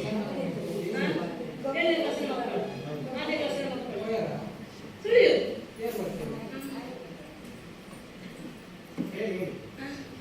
ಆನಂತರ ಇನ್ನೊಂದು ಹೇಳ್ತೇನೆ, ಹೋಗ್ತಾರೆ ಅದಕ್ಕೆ ಸ್ವಲ್ಪ ನಿಲ್ಲಿ, ಯಾಕೆಂದ್ರೆ ವಿಷಯ ಗೊತ್ತಲ್ಲ. ಸರಿ, ಒಬ್ಬರು ಎಲ್ಲರೂ ಹೋಗ್ಬೇಡಿ. ಸರಿ. ಇನ್ನೊಂದು ವಿಷಯ, STMC ನೀವು ಅಧ್ಯಕ್ಷರು ಸ್ಕಾಲರ್ಶಿಪ್ಗೆ ಅರ್ಜಿ ಹಾಕಿದ್ದೀರಿ. ನನ್ನ ಗಮನಕ್ಕೆ ಬಂದದ್ದು ಬೀಡಿ ಕಾರ್ಮಿಕರ ಇದರಿಂದ ನಮ್ಮ ಶಾಲೆಯಲ್ಲಿ 12 ವಿದ್ಯಾರ್ಥಿಗಳು ಹೊಸದಾಗಿ ಅರ್ಜಿ ಸಲ್ಲಿಸಿದ್ದೀರಾ. 2 ವಿದ್ಯಾರ್ಥಿಗಳು ರಿನಿವಲ್. ಯಾಕೆಂದ್ರೆ ನಾನು ನಿನ್ನೆ ಬೀಡಿ ಕಾರ್ಮಿಕರ ಹಾಸ್ಪಿಟ್ಲಿಗೆ ಹೋಗಿ ಅದನ್ನು ಅಪ್ರೂವಲ್ ಕೊಡ್ಬೇಕು, ಇಲ್ಲಂದ್ರೆ ಹಣ ಬರುವುದಿಲ್ಲ. ಅಭೀಶ್, ಆರಾಧ್ಯ, ಸುಜನ ಎಸ್ ಪೂಜಾರಿ, ಕೃತಿಕಾ, ಪ್ರಣವೀಕ್ ಆರ್, ಸಮೃದ್ಧಿ ಕುಲಾಲ್, ರಶ್ಮಿತಾ, ಅತಿಥಿ, ಲಿಖಿತ್, ಅಪೇಕ್ಷಾ, ಶ್ರಾವಣಿ, ಅನ್ವಿತಾ 6ನೇ ಕ್ಲಾಸ್. ಇನ್ನು ರಿನಿವಲ್ ಮಾಡಿದವರು ಆಯುಷ್ ಸಫಲಿಗ ಮತ್ತು ಪ್ರತೀಕ್ಷಾ ಸಫಲಿಗ. ಇಷ್ಟು ಮಂದಿ ಬಿಟ್ಟು ಯಾರಾದ್ರೂ ಬೀಡಿದ್ದು ಅರ್ಜಿ ಹಾಕಿದ್ದೀರಾ ಸ್ಕಾಲರ್ಶಿಪ್ಗೆ? ಇಲ್ಲ ಅಲ್ವಾ? ಆ ಲಿಸ್ಟ್ ಅಲ್ಲಿ ಇದ್ದದಿಷ್ಟು ಇಷ್ಟೇ. ಇನ್ನು ಯಾವುದಕ್ಕೆ ಹಾಕಿದ್ದೀರಿ? ಯಾಕೆ ಒಂದು ಮಗುವಿಗೆ ಒಂದೇ ವಿದ್ಯಾರ್ಥಿ ವೇತನ ಬರುವುದು, ಇನ್ನು ಯಾವುದಕ್ಕೆ ಹಾಕಿದ್ದೀರಿ? ಬೇರೆ ಇದು ಉಂಟಲ್ಲ, ಇನ್ನೊಂದು ಕಟ್ಟಡ ಕಾರ್ಮಿಕರಿಗೆ ಯಾರಾದ್ರೂ ಅರ್ಜಿ ಸಲ್ಲಿಸಿದ್ದೀರಾ? ನಮ್ಗೆ ಈಗ ಗೊತ್ತಾಗುದಿಲ್ಲ, ಆನ್ಲೈನ್ ಅಲ್ಲಿ ಮಾಡುದು. ಅರ್ಜಿ ತಂದು ಕೊಟ್ಟರೆ ಗೊತ್ತಾಗ್ತದೆ ಮಾಡಿದ ನಂತರ ಒಂದು ಕಾಪಿ. ದಯವಿಟ್ಟು ಹೇಳಿ, ಯಾರಾದ್ರೂ ಬೇರೆ ಹಾಕಿದ್ದೀರಾ? ಕಟ್ಟಡ ಕಾರ್ಮಿಕ ಅರ್ಜಿ ಸಲ್ಲಿಸಿದ್ದೀರಾ? ಇಲ್ಲ ಅಲ್ಲ? ಆನಂತರ ನನಗೆ ಅಲ್ಲಿ ಒಂದು ಹೇಳಲಿಕ್ಕೆ ಹೇಳಿದ್ದಾರೆ, ಬೀಡಿ ಕಾರ್ಮಿಕರ ಡಾಕ್ಟ್ರು ಕೆಲವು ಪೋಷಕರಿಗೆ ಗೊತ್ತಿಲ್ಲಂತೆ. ಆದ ಕಾರಣ ಬೀಡಿಯ ಪಾಸ್ ಪುಸ್ತಕ ಹೊಂದಿದವರು ನಿಮ್ಮ ಮನೆಗಳಲ್ಲಿ ನಿಮ್ಮ ಮಕ್ಕಳಿಗೆ ಅಥವಾ ದೊಡ್ಡವರಿಗೆ ದೊಡ್ಡ ಕಾಯಿಲೆಗಳು ಬಂದಾಗ, ಉದಾಹರಣೆಗೆ ಕೆಲವು ಅಟ್ಯಾಕ್ ಎಲ್ಲ ಬರ್ತದೆ, ಕ್ಯಾನ್ಸರ್ ಅಂತ ಕಾಯಿಲೆಗಳು ಬಂದಾಗ ನೀವು ಬೇರೆ ಆಸ್ಪತ್ರೆಗಳಲ್ಲಿ ಟ್ರೀಟ್ಮೆಂಟ್ ಮಾಡಬಹುದು. ಮಾಡಿದ ಬಿಲ್ ಅನ್ನು ನಂತರ ಅಲ್ಲಿ ತಂದು ಕೊಟ್ರೆ ಹಣ ಮರುಪಾವತಿ ಆಗ್ತದೆ. ಅದೊಂದು ಹೇಳಿದ್ದಾರೆ. ಮತ್ತು ನಿಮಗೆ ಮತ್ತು ಮಕ್ಕಳಿಗೆ ಯಾವುದೇ ಔಷಧಿ ಬೇಕಾದ್ರೆ ಧರ್ಮಾರ್ಥವಾಗಿ ಬೀಡಿ ಕಾರ್ಮಿಕ ಆಸ್ಪತ್ರೆ ಅಲ್ಲಿ KBಯಿಂದ ಸ್ವಲ್ಪ ಮುಂದಕ್ಕೆ ಹೋಗ್ಬೇಕು, ಪೆಟ್ರೋಲ್ ಪಂಪಿನ ಆಪೋಸಿಟ್ ಸೈಡ್ ಅಲ್ಲಿ ಇದೆ. ಅವರು ಹೇಳಲಿಕ್ಕೆ ಹೇಳಿದ್ದಾರೆ. ಆದ ಕಾರಣ ಆ ಮಾಹಿತಿಯನ್ನು ಕೊಡ್ತಾ ಇದ್ದೇನೆ ನಾನು.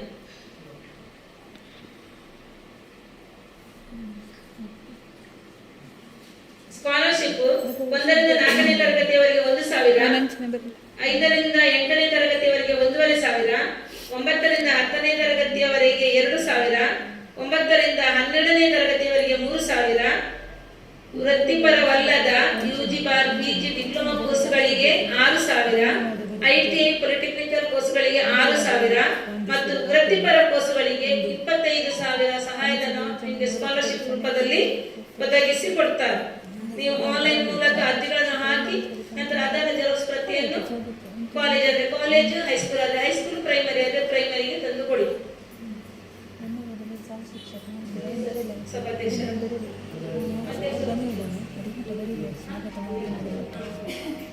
ಇನ್ನೊಂದು ವಿಷಯ, ನಾಳೆ ಮಕ್ಕಳ ದಿನಾಚರಣೆ. ಬೆಳಿಗ್ಗೆ ಸಾಂಸ್ಕೃತಿಕ ಕಾರ್ಯಕ್ರಮ ಮಾಡ್ತೇವೆ, ಮಧ್ಯಾಹ್ನ ಮೇಲೆ ಬಹುಮಾನ ವಿತರಣೆ ಕಾರ್ಯಕ್ರಮ ಅಂತ ಹೇಳಿದ್ದೇವೆ. ಯಾಕಂದ್ರೆ ಮೊನ್ನೆ ನಾನು ಮೀಟಿಂಗ್ ಅಲ್ಲಿ ಹೇಳಿದ ಪ್ರಕಾರ ಈ ವರ್ಷ ನಮ್ಗೆ ಬೇರೆ ಬೇರೆ ಫಂಕ್ಷನ್ಗಳು ಜಾಸ್ತಿ ಆದ ಕಾರಣ ಪಾಠ ಪ್ರವಚನಗಳು ತುಂಬಾ ಹಿಂದೆ ಇದೆ. ಈಗಲೂ 2 ಶಿಕ್ಷಕರು ನಮ್ಮದು ಇಂಡಕ್ಷನ್ ತರಬೇತಿಗೆ ಬಂಟ್ವಾಳ BSc ಯಲ್ಲಿ ನಿನ್ನೆ ಮತ್ತು ಇವತ್ತು ತರಬೇತಿಯಲ್ಲಿದ್ದಾರೆ. ಅವರು ಬಂದ ತಕ್ಷಣ 5 ದಿನ ನಲಿಕೆಯಲ್ಲಿ ಶಿಕ್ಷಕರಿಗೆ ತರಬೇತಿ ಇದೆ. ಪುನಃ 5 ದಿನ 4ರಿಂದ 7ನೇ ತರಗತಿಗೆ ಬೋಧಿಸುವ ಶಿಕ್ಷಕರಿಗೆ ತರಬೇತಿ ಇದೆ. ಆದ ಕಾರಣ ಪ್ರವಾಸ ಇದ್ದ ಕಾರಣ ಮೊನ್ನೆ ನಾನು ಹೇಳಿದೆ, ಈ ಸಲ ಒಂದು ವಾರ್ಷಿಕೋತ್ಸವ ಅಥವಾ ಪ್ರತಿಭಾ ಪುರಸ್ಕಾರ ಕೈ ಬಿಡುವ ಎಂದು ಹೇಳಿ ಪ್ರವಾಸ ಇದೆ ಅಂತ ಹೇಳಿದೆ. ಅದಕ್ಕೋಸ್ಕರ ನಮ್ಮ PMC ಯೋಜನೆ ಅಡಿಯಲ್ಲಿ ವಿದ್ಯಾರ್ಥಿಗಳ ಪ್ರತಿಭೆಯನ್ನು ಗುರುತಿಸಲಿಕ್ಕೆ ರೂಪಾಯಿ 15,000 ಅನುದಾನ ಬಂದಿತ್ತು.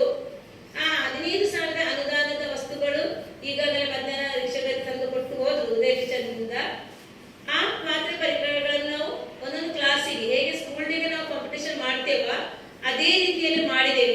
ಕ್ಲಾಸ್ಗೆ 4-5 ಮಾಡಿ ಅದರಲ್ಲಿ ಫಸ್ಟ್ ಸೆಕೆಂಡ್